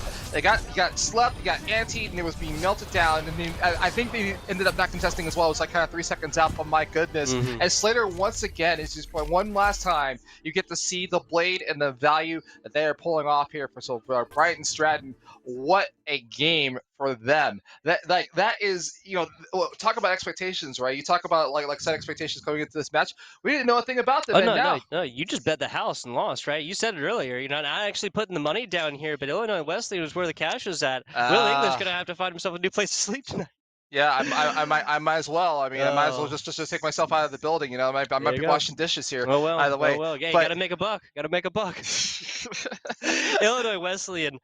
This was okay. So our previous match on stream, of course, was a 2-0 as well. Went almost the same in the lead jung or in the control map. Excuse me. It was 0 to 100 in the first map. And then went on, it was 23 earlier, it was 33 this one, but both going 0-2. But then when we moved on from the, what was that? That was the, I had it written down, man. Yeah, Busan and Grandview and Waldorf, that's what it was, excuse me. Grandview and Waldorf. That went down, and winning team took the hybrid 2-0, right? This one comes down as a little bit more even. A team actually finishes the map, comes in, and then 3-1 after, of course, our losing squad. Illinois Wesleyan, who's, again, not deleted from this yet. No. You can pretty much take a single loss here and know that if that's just it across the 3 games, that you're going to be going on to tomorrow. Now, are you going to be getting that top seed at 2 wins and 1 loss? Probably not, but it's still possible. But again, the other thing about round robin is that if this is just Illinois Wesleyan's 1 loss, then maybe team it's kind of a little bit even, which is kind of sounding like, right? Maybe it potentially could be that all the team records will either be 2-1 or 1-2. Yeah, exactly. And we might have we might have a tiebreaker situation on our hands. And those points will come in there, right? Yeah. Yep. Exactly. Yeah, the performance is going to matter here, and like I said, that information might break some ties. I hope we don't have to play another match, because that would be unfortunate for some of these teams. But we're happy with it. More Overwatch to cast. That's why I'm here, actually. Of course. Oh. But again, congratulations once again. And why don't you go into some of the sponsors reads for yeah, absolutely. Would not be here without and people to help us and support us. Going through the list here, A to Z. They made it easy for me, y'all. A K Riot. Artistry, Ascendance. A lot of these are vendors or sponsors here actually at the NECC Hometown Series. I want to give a big shout out to them. CSMG, that is the Collegiate Sports Management Group, as well as Disc Replay. You can check out what Disc Replay is doing over there on their website. But let me just put it like this. It's a lot. ESTV, big shout out to them as well. Gameplan.com, Hometown Ticketing. That's how all of you, if you're watching this here live, have gotten here today. HyperX Gaming, big shout out to them. Planet Funk Con, big convention going on. You can check that out over there on their Twitter and more. Playmakers wanted, as well as gamers. I'm a supportive gaming group. I'm with it. Vanta Leagues, as well as Visit Quad Cities. Of those Quad Cities, now I'm not sure if you guys can I'm not. tell, but I'm I'm, not. I'm down here. I'm out from the south, I'm not not from helping you around on this here. one. You got. Not You from got to around remember here. this. Fair enough. We got Rock Island, we got Moline, we got Davenport, and we got Bendendorf. And yes, Will English, I cheated. I wrote it down. No, it's I wrote it Bettendorf, but down. okay, yes. Ah! I didn't even write it down right. Big shout out to the Quad Cities as well as Rhythm City Casino, of course, where we're at right now, in St. Ambrose University. We want to really, really thank all of these for their support of the Hometown Series Scholastic Land. Of things being decided today, it's just who's going to be present tomorrow in position. Yeah, for sure, for sure. And on Now, top, and then two of the teams, one in each group, will be out. Will be gotcha. out today. Exactly. The lowest of these two pools, the 8 squads will be deleted. Tomorrow, though, what's on board but Undying Glory in a casino of all places, Yeah. as well as a little bit of cashola and some HyperX headsets. Those are the Stinger version 2s. Don't quote me on that, people. Don't quote me on that, but I believe it's the HyperX. I know it's HyperX headsets. I think it's the Stinger 2. Not 100% sure. A lot going on there tomorrow, but this has been going down. We got Illinois Wesleyan falling to Bryant and Stratton College in this Pool 1 play. That is 2-0 fashion, but not scoreless. We saw Illinois Wesleyan putting up at least a single point on the hybrid map. We are going to go to a very short break. We'll be figuring out our next match up and which pool it is. FBI Tugboat here. Will English there. We'll be back with you guys in a little bit.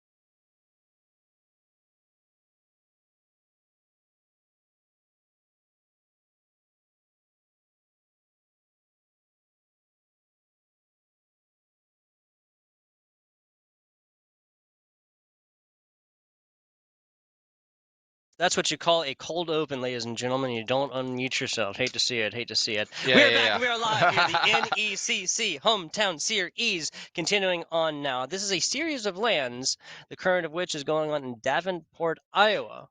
Did I get the I states mixed up again? No, you're right. You're right. Right town and right states. You're doing good so far. There you go. There you go. That was I was throwing out Indiana's and Iowa's and Idaho's and everything else earlier, but I got it on stream. That's what matters. Yeah, This is that's what what's matters. recorded and This sent is off. where it counts. There you go. This right is what's here. recorded and sent it off to the internet. Okay.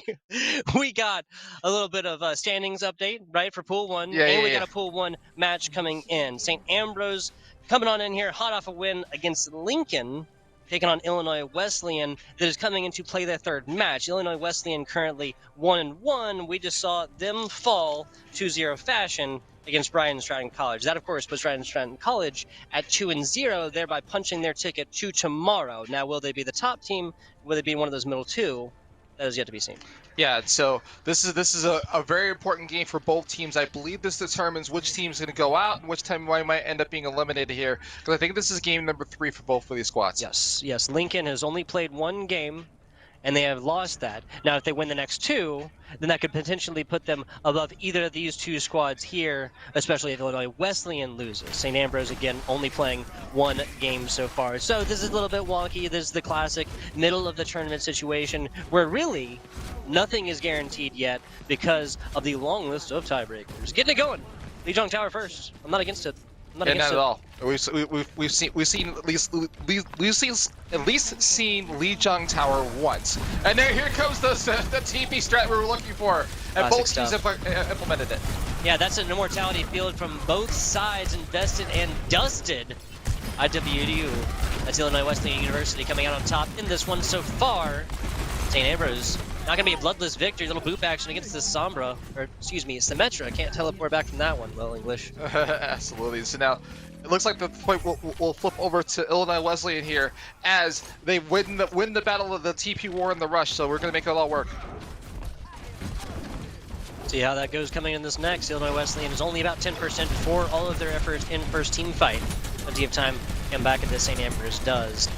Tell what the mini turrets and more eliminated. This will be the first effort up to the top. Stops a jump, or did that flash thing come close? Not 100% sure. It does not matter. We're looking at line, taking up not one but two, while his main take, that's Codex, takes himself not one but two. And Illinois Wesleyan showing the team synergy here. The Doomfist is kind of the odd part of this composition right now, but again, Line is making this work. And he was almost knocked out of the sky by the Cole flashbang coming in from the ground there, but instead, it kind of works out in Illinois Wesleyan's favor here, and now they're looking at 47%. And St. Ambrose is going to way onto this point here. They got a couple ultimates to start this up. But Shanshana gets 2. That's a fantastic start. Soundbarrier on the other side from Odin to try and stem the bleeding here, but it's going to be proven too much of a hemorrhage. I believe I have my medical jargon there correct. I know you were getting at here, but St. Ambrose on the way is going to have to back up a little bit here. They're going to have the ultimate advantage coming into this next fight, but yeah, they kind of lost their footing a little bit. They had the right idea, but Illinois Wesleyan with the clutch shatter, and the only one that they have to use. Now all 5 ultimates are on for Illinois Wesleyan. You just got to wait for St. Ambrose to come to them. That really is where we have to turn our attention to. The Codex found everything for his squad with a solo ultimate and won that. Ambrose on their side has plenty on board. There's the immortality field. There's a shatter as well in the back, and that's going to find a blood. Now a self-destruct gets caught by the other, and that is not 1, not 2, but 3, all coming in from line. Hands down the MVP player of this first map, right? Yeah, absolutely. That's actually a 4th kill coming with the uppercut right behind it, and now that's Illinois Wesleyan going to get that first point as they keep St. Ambrose off. It's Flummox, just a sound barrier for the ages, right? Yeah. At the very end, you gotta get it in there. You gotta get the stats on the board as Lucio main. I feel you. First map, 100-0, right? Yeah, absolutely. 100-0 for Illinois Wesleyan, and just a turn of events here coming from the last match we saw on stream itself. Now, Illinois Wesleyan are taking control of this matchup here, and their destiny, it looks like, if they can keep this going and finish this out against St. Ambrose. I like this here, line at least showing right now onto the Junkrat as a Doomfist inside here with big rooms. Not 100% sure if that would be able to have the same value. See if they stay on this Echoic showing the sim right now. Also see if that holds out. Obviously, this brawl on point can be benefited by Symmetra. I mean, Control Center, like usually use the same TP strat, but they're going to use it again, and this time the fight's going to break out on top of the high ground here. St. Ambrose is a little bit late to the party, but Illinois Wesley is here to stay, and they're going to bring up all the kills, and St. Ambrose backing once again. They're going to have to back up and try again. And Illinois Wesley will capture this first point with ease, and now they're just going to keep playing for it and take them to the Sondors. Yeah, so that's line again, right? Like, yes, Echoic got plenty of damage in there, but that was line all day long taking that. Now, Illinois Wesleyan hadn't taken Hill until just now, control point Hill, whatever. Yeah, until really just now, but still a fantastic team fight for Illinois Wesleyan. So on board times right now? Yeah, I was gonna say what you're saying is that's the bottom line because so Codex says so, right? By the way, here comes the Junkrat Tire to get stuffed out as well, and Illinois Wesley is just playing for it here. They have all the confidence in the world and the momentum on their side. St. Ambrose is investing the amplification matrix to try to stall this out, but it's not working so far, and St. Ambrose is gonna back up again. They're at 24%. Yeah, solid efforts from Synfax there, but the positioning of the amplification matrix, right? If this had been a little bit closer to a door, probably would have been able to either A, shoot from the other side, but also have something to back up to. And that is a deadly setup right there, right? Turrets, Junkrat concussion grenades, Junkrat mine, more. That's going to take out Odin early. Even if Odin had the sound barrier on top, it wouldn't have mattered. That is going to be the quickest team kill we've seen on stream today. Yes, we will. Yes, we will. So Illinois Wesley welcoming St. Ambrose back to the gate here, back to the choke with the Graphilic Flux is going to take all the members of this attack and knock them down. They're going to reset once again. St. Ambrose has not got a lot of time left. It's not last fight for it territory yet, but St. Ambrose did not have the ultimate economy to face this with defense. Here we go again. The wall comes out as well. That's a solid start. Shatter on the other side halts any progress right there. Hines came in, had a lot of value. Now, St. Ambrose got what they needed from that team fight outside of a W, and that's a solid bit of ultimate charge in this. Yeah, but it's going to be a little bit too late here. At 77%, this is now getting into last fight territory, considering the performance of Illinois Wesley, and now St. Ambrose. Looks like they're going to try to rotate around the other side here, try to catch Illinois Wesleyan sleeping here. They're going to go through the computer center and now going to join at this point, but also Illinois Wesleyan. There is the Junkrat Tire coming in. Yes, it's going to get two. Light is just the all-star MVP on the Doomfist, and the Junkrat is going to shut down this attack from Ambrose again. Another team kill wipes out, and that is probably going to be the game for Illinois Wesleyan as they go up 2-0 and 1-0 in this matchup here. This best of third. Wow, yeah, so Illinois Wesleyan putting on a show across Lijiang so far. 1-0 in the series, didn't drop a point, which again, Will English did not see that on stream today. Both of those first two at minimum 23 points. Percentage points going one way. This is going to be that triple? Yeah, absolutely. Absolutely. This is what happens when a Doomfist is allowed to operate in choke points like this. And it was just also unfortunate. Yeah. The Diva Bomb went off as well, and you know, that was the Meteor Strike got the DMAC Diva right in the back line. That was just kind of unfortunate. He flew the Diva Bomb on the point. So I was wondering where that third kill came from, because it didn't sound like it was too it didn't sound like the opposition was getting weakened at the very least. But then the uppercut to follow up gets the fourth kill as well. So yeah, there was a lot going on there. So I didn't see that Diva Bomb pull off, but that was crazy. A lot going on. Obviously, Doomfist Ultimate drops onto a Diva mech that has what I think it's only 300 damage. No, it's 250 damage, right? Yeah, something like that. Yeah. Health, with no other I mean the damage from the Doomfist Ultimate. Not 100% sure. What? Oh, sorry, I thought you were. My bad. That's not going to deal too much against a Diva mech. It's kind of like the result of bad timing right there. You know, Diva mech goes in, it wasn't fully deleted quite yet, and then it doesn't find anything on the other side. Meanwhile, obviously a lot of damage going against you, and it takes out 2 your squishies. This Diva mech is rather large, like large hitbox, and of course it's like line of sight damage on the Doomfist Ultimate coming down in there. So Diva mech's there, might have been able to block off some of this damage. Perhaps that is just theory crafting at this point, Will English. Yes, or not. I mean, like maybe this is just again the first map jitters. Like it took a long while to kind of get back in the action here, and so maybe again there's this thing about Overwatch where like cold hands does not benefit the enemy, the team, right? It's just like you get cold, and your hands get cramped up, or whatever, you get warmed up, and then you have to come in and play. And there's really again, and the pressure is on. The pressure is on because if this is Ambrose's second match, right? This may determine whether they stay or they go home. They might have to play this last game for desperation at this point. Exactly. We'll see, what they choose, or at least they're going to have the final choice between the two maps in this pick and ban system, which I find very fascinating. Like I would love to implement this in another tournament.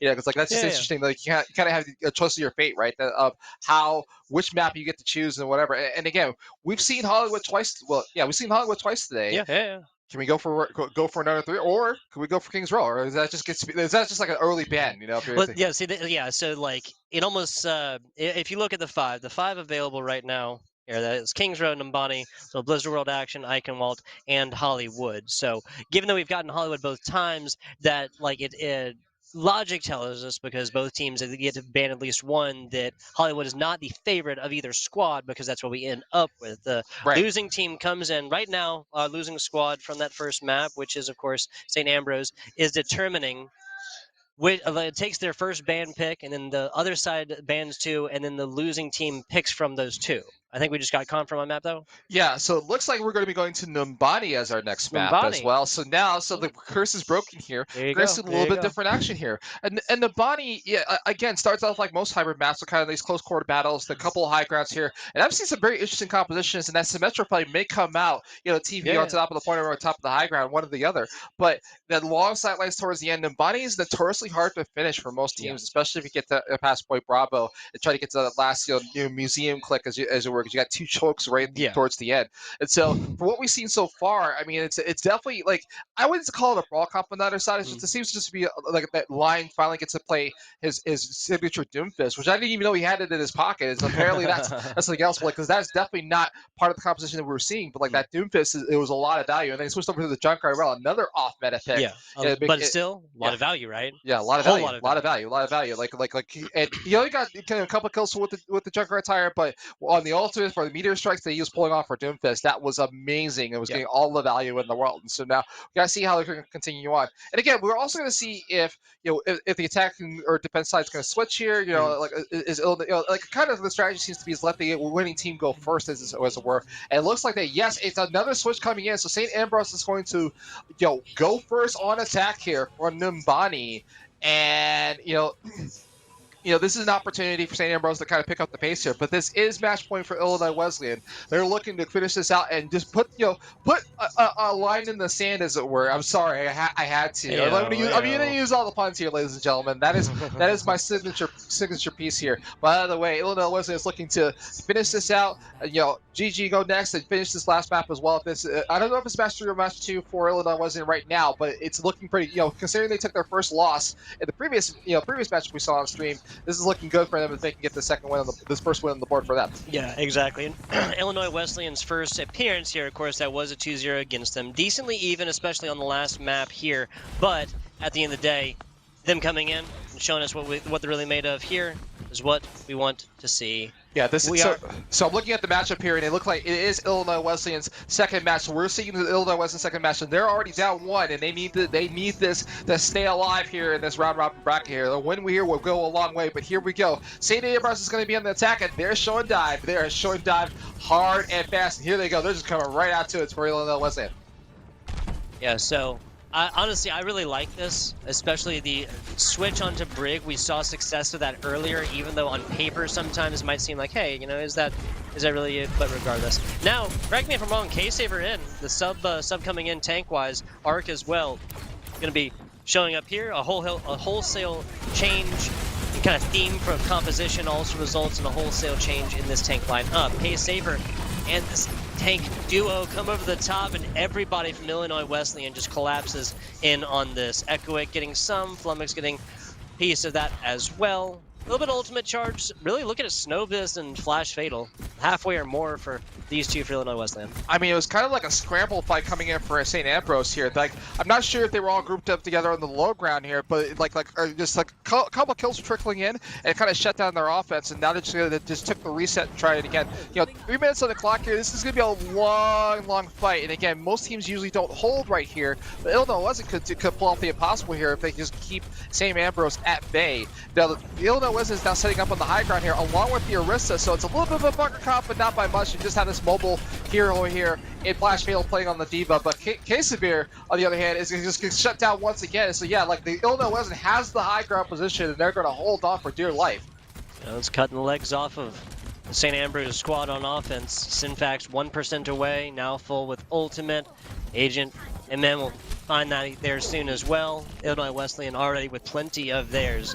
About halftime from their initial 4.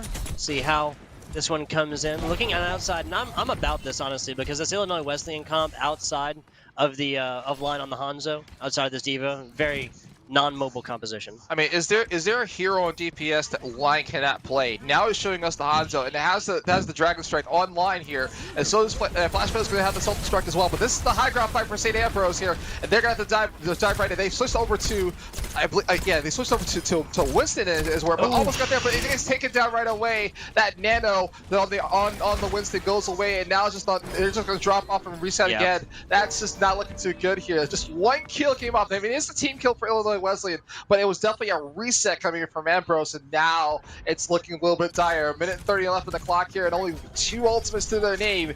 They're gonna have to do something here against this almost a vault-like Illinois Wesleyan defense. Yeah, Wesleyan has just been absolutely oppressive coming into this so far. They're a hair's breadth away from both tank ultimates. We'll see how this goes.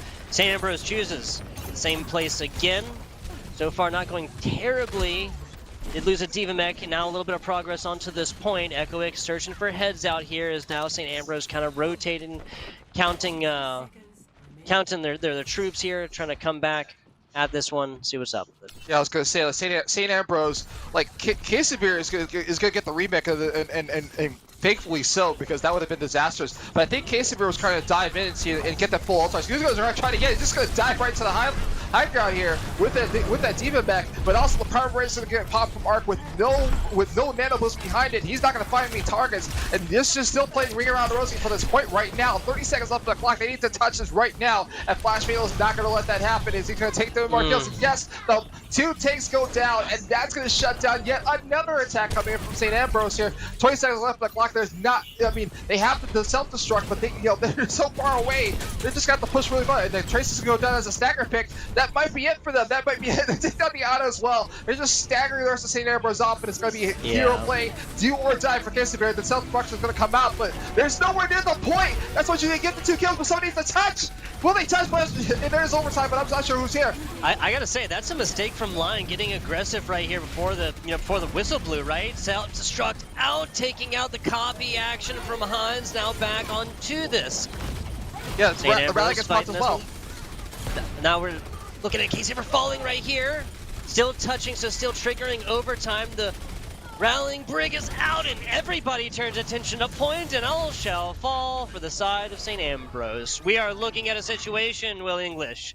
St. Ambrose cannot win this. The best that can happen is they tie, and they push it on into a map number 3. Illinois Wesleyan, it's all roses for them right now. It is absolutely all roses, all the luck, all the cards is on the table here coming in from Illinois Wesleyan. Yes, I know. Yes, I made another casino fund. But either way, we're here, and now Illinois Wesleyan gets a chance to, and as you mentioned, it was a full hold that came in from Illinois Wesleyan. A very rare treat for Numbani here. So now, all they have to do is get 1 tick. You mean not even that? Just need to for the W, like a quick one too, right? I mean, St. Ambrose is, if they need to show us something different. If this is the time to step up, they need to do it now. Now, I can also imagine, based on the control map and the kind of the fights that were breaking out there, they could just copy the Illinois Wesleyan's comp and just pull this out here. But I'm not looking too good. But St. Ambrose is in dire straits right now. Is going to be, sorry, I was trying to make an on the river pun, and I can't do it. But I'm trying. But St. Ambrose, like, there is basically 1 fight territory for another 4 minutes here. They would need to do the exact same thing, but if they lose 1 fight, it is over. And all I need to do is step up to the point. And Illinois Wesleyan is showing dive as well, or maybe not, because they have Lucio now. So maybe they're gonna show rush. We'll see what's gonna do an attack. Maybe they, like I said, all they have to do is touch. All they have to do is touch to get that 1 tick, and that's gonna be it. Illinois Wesleyan's gonna get their first win on the board. Yeah, so Illinois Wesleyan facing Lincoln after this, regardless of win or loss. Lincoln still haven't played a map, or yeah, still only played their first, excuse me, and they did lose that 0-2. So Illinois Wesleyan, tournament life on the line. But that is more so true for St. Ambrose coming into this. First 2 on this. This is not the grand finals. That's a fantastic headshot. Illinois Wesleyan starting this off with a bang. Now on the point, got it dropped down, contest coming in, now a shooting range right now for Line. He has played mostly the non-hit scans, now showing off with this, and if this ends right now, okay, so until Flumix and Codex take a pick, every kill we saw on this map right now, and it was just 1 tick, Will English, but every kill came in from Line.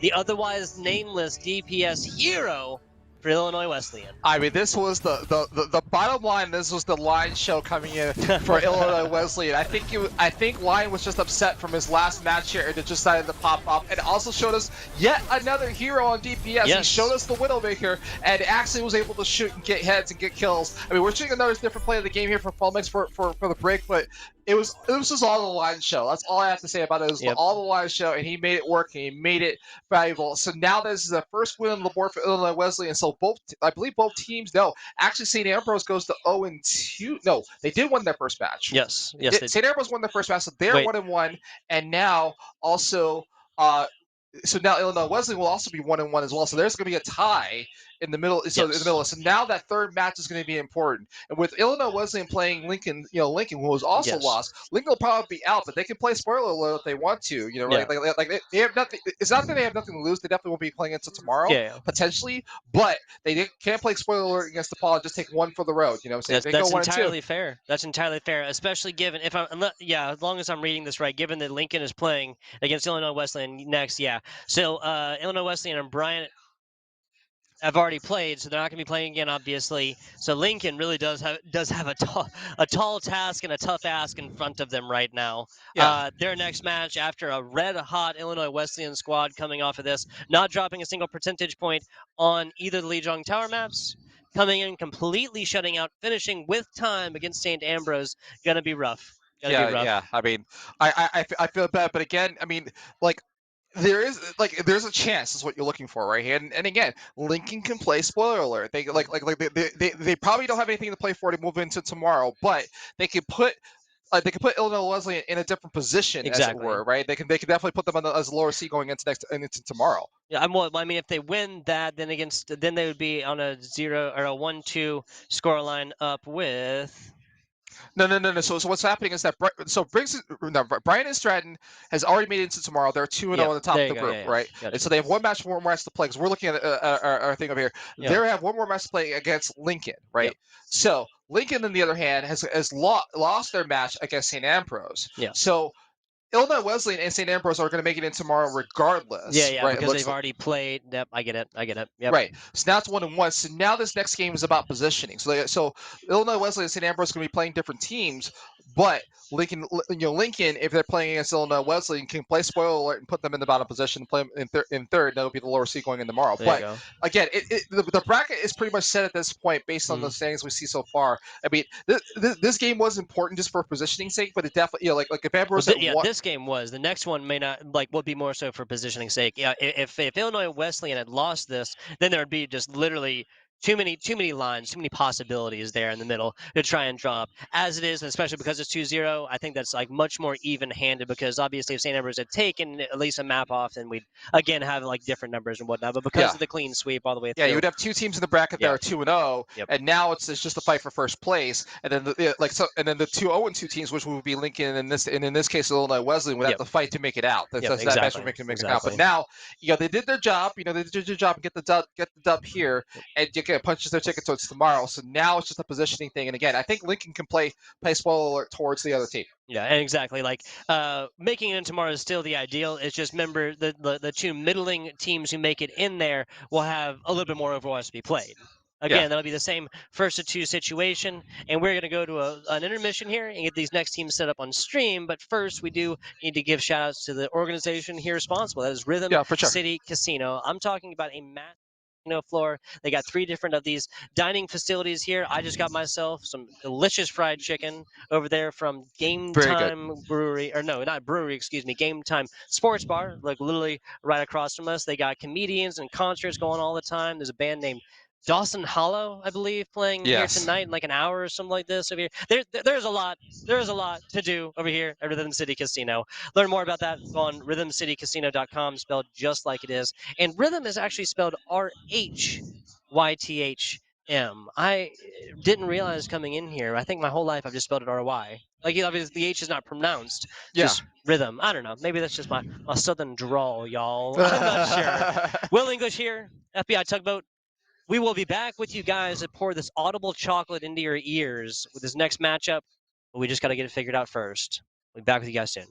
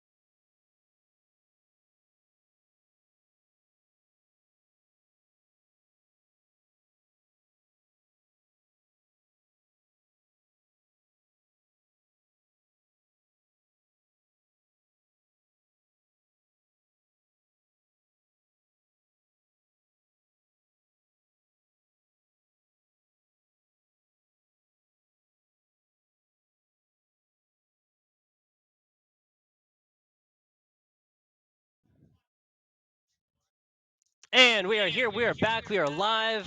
Even though the day, gets a little bit older, we're still here and we are excited for Illinois Wesleyan coming in against Lincoln Christian College. I'm FBI Tugboat. That's Will English.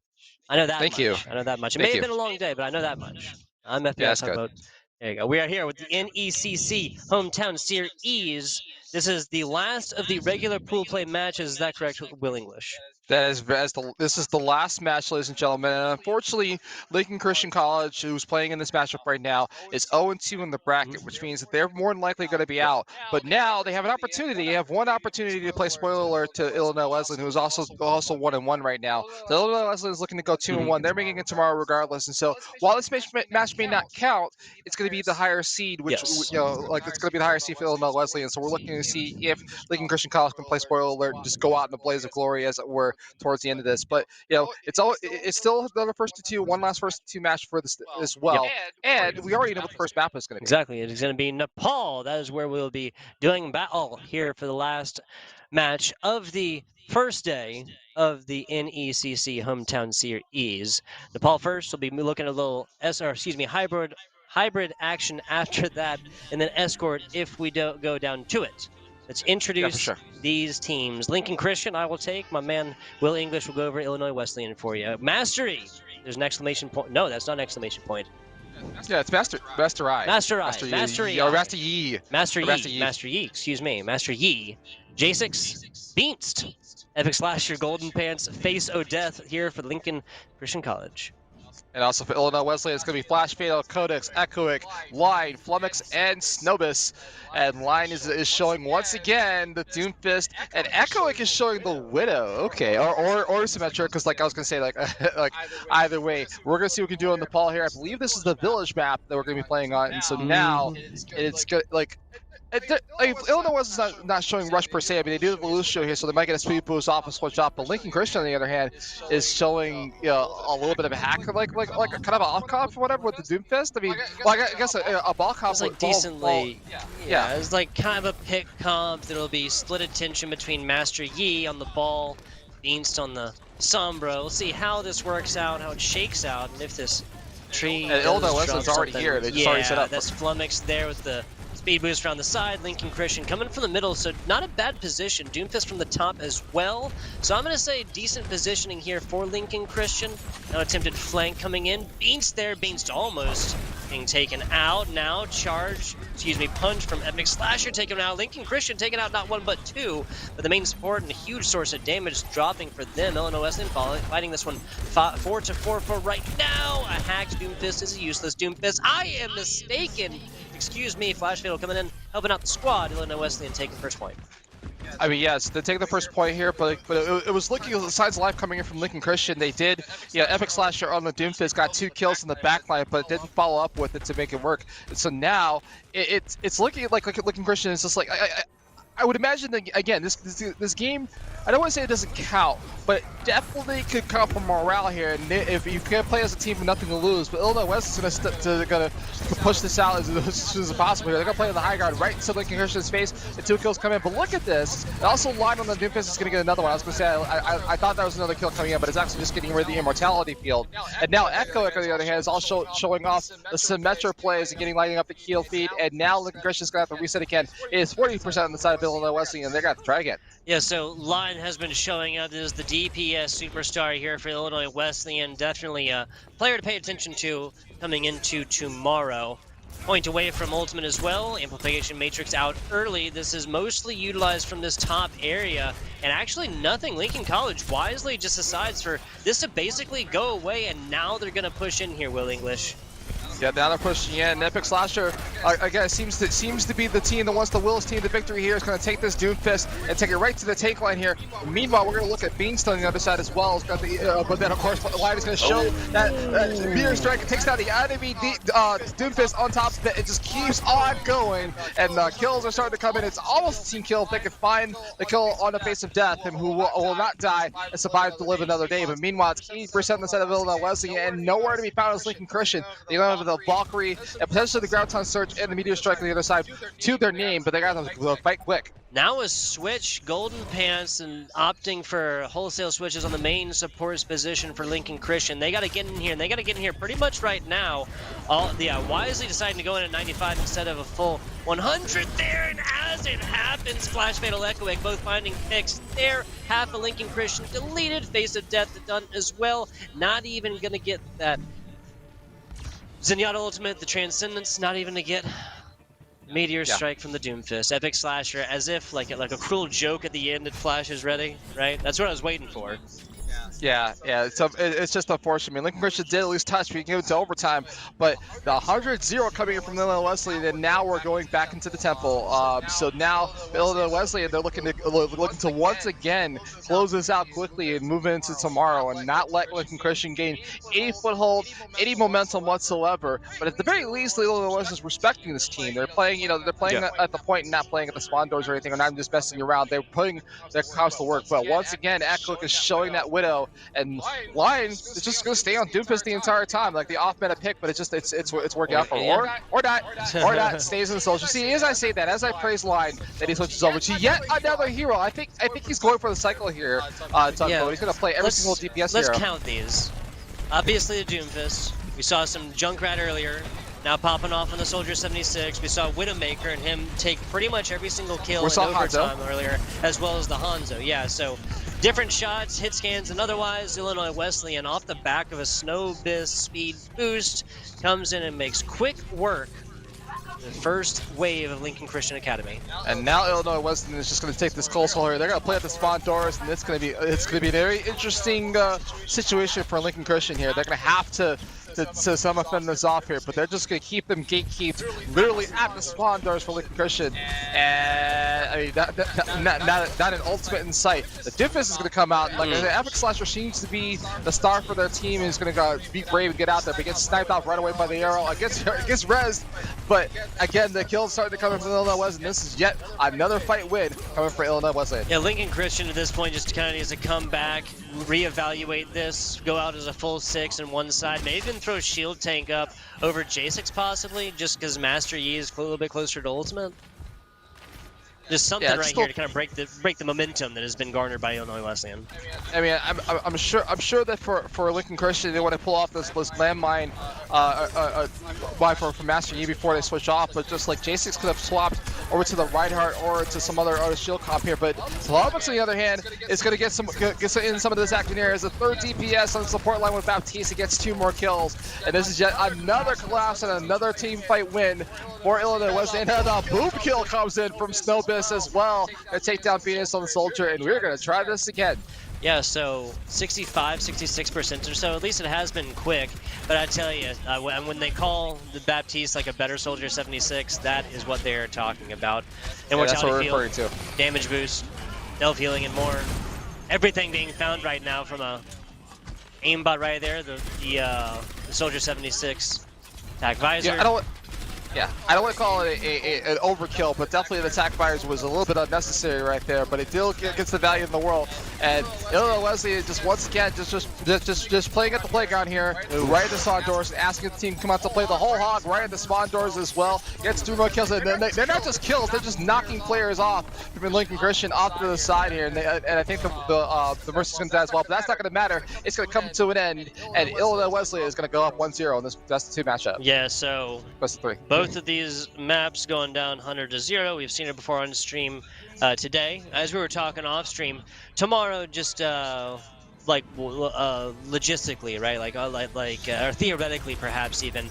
It's just going to make more sense for the because the 2 middle teams will be the first on stream. That might be a little bit closer, and I just say that because everything has been 2-0s here today. Now, some of them are very close, not really indicative of that scoreline, of that 2-0 scoreline. But again, you're in pool play, these games are just going to be a little bit quicker. It's going to be less time allotted for everything day 1. Tomorrow is going to be full of some very, very close Overwatch action. And I'm not saying that to imply whatsoever that Lincoln Christian is not out of this quite yet. They still have a full map to be had right here and can still win this I mean, first of two matchup. we were seeing some signs of life here. We were seeing some life from their team.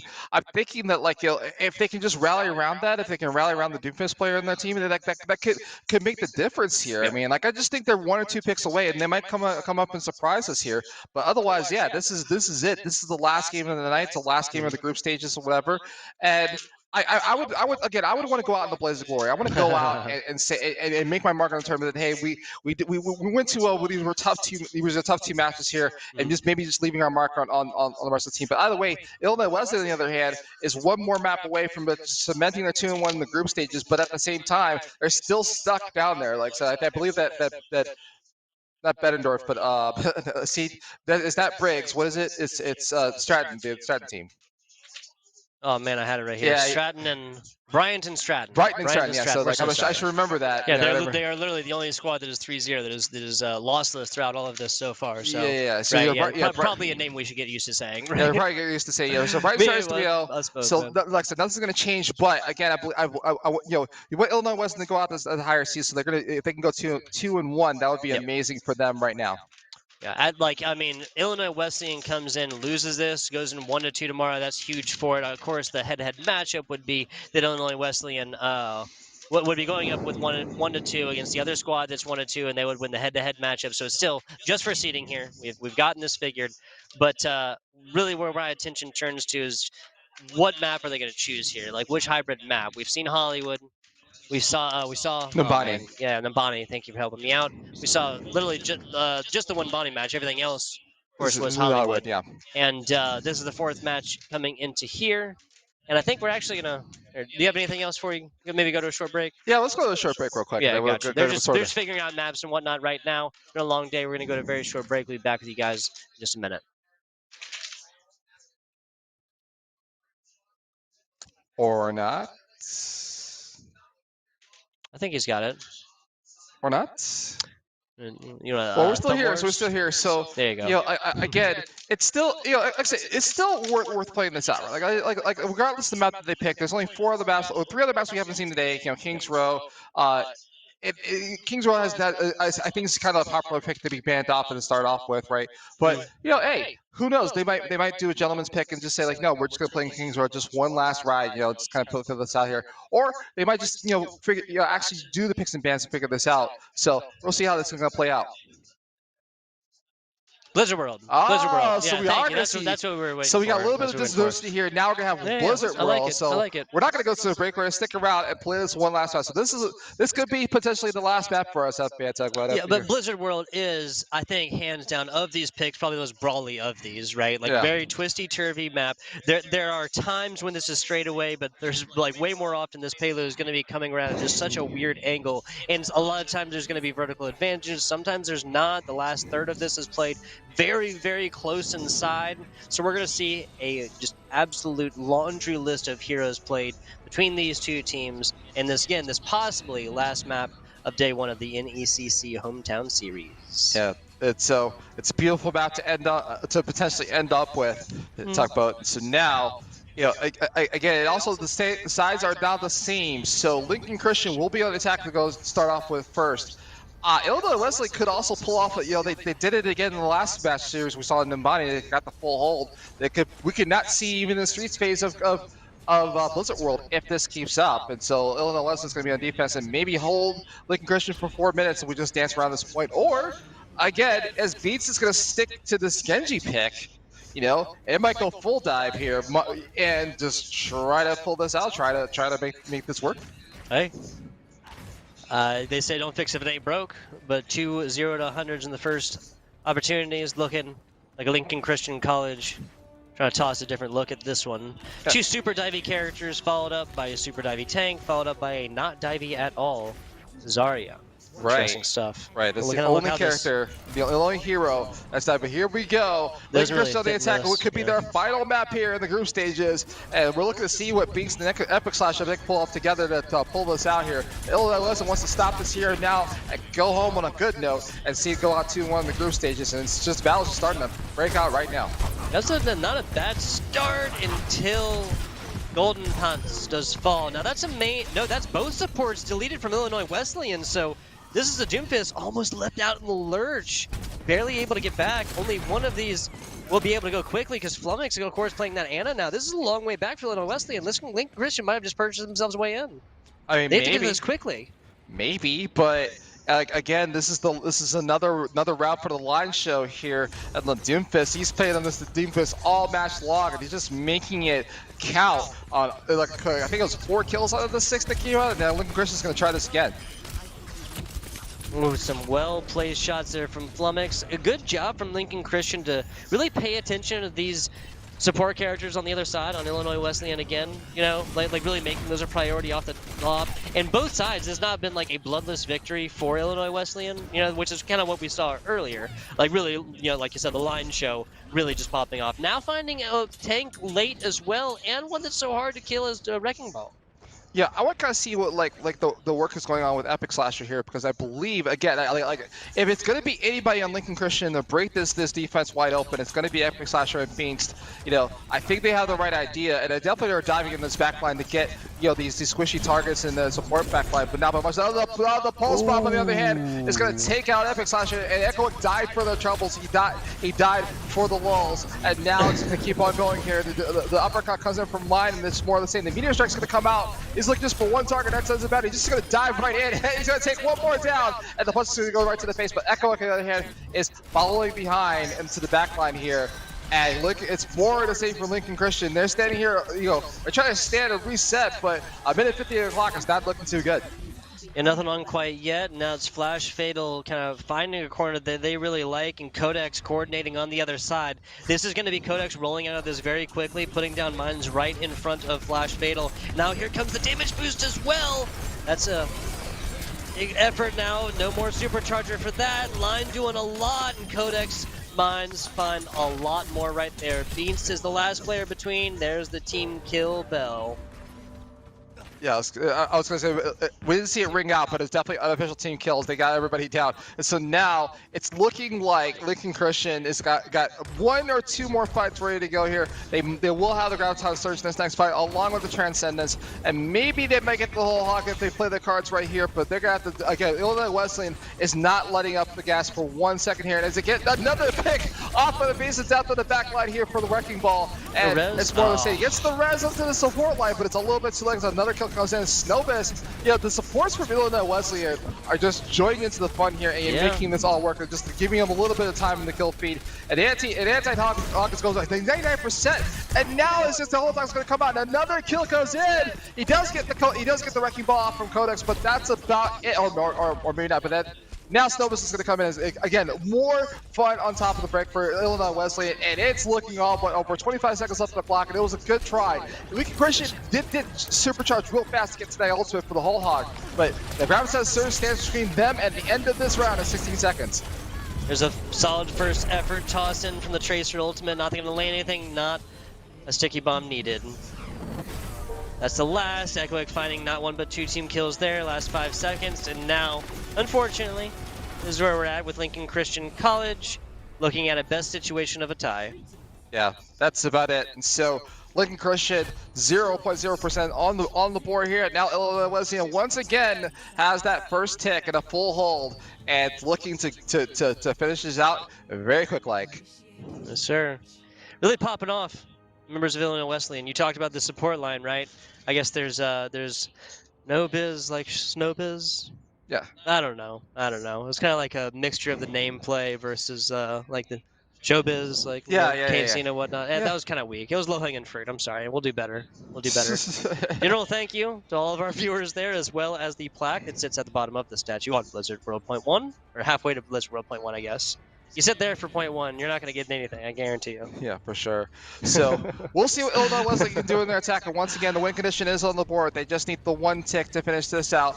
And Illinois Wesleyan is showing the exact same composition they had last time, but they got the Tracer and the Doomfist now. But oh wait, but it's a little bit of trade though. So Line is playing Tracer, and Echo is going to play on the Doomfist to see what they can do. And we've got Orisa and a Wrecking Ball from Codex as well. Just going to get this going. And Snowbiz is there just to hang out, you know. But Lincoln Christian, on the other hand, is again same composition, but the Epic Slash is going to switch over to Symmetra now.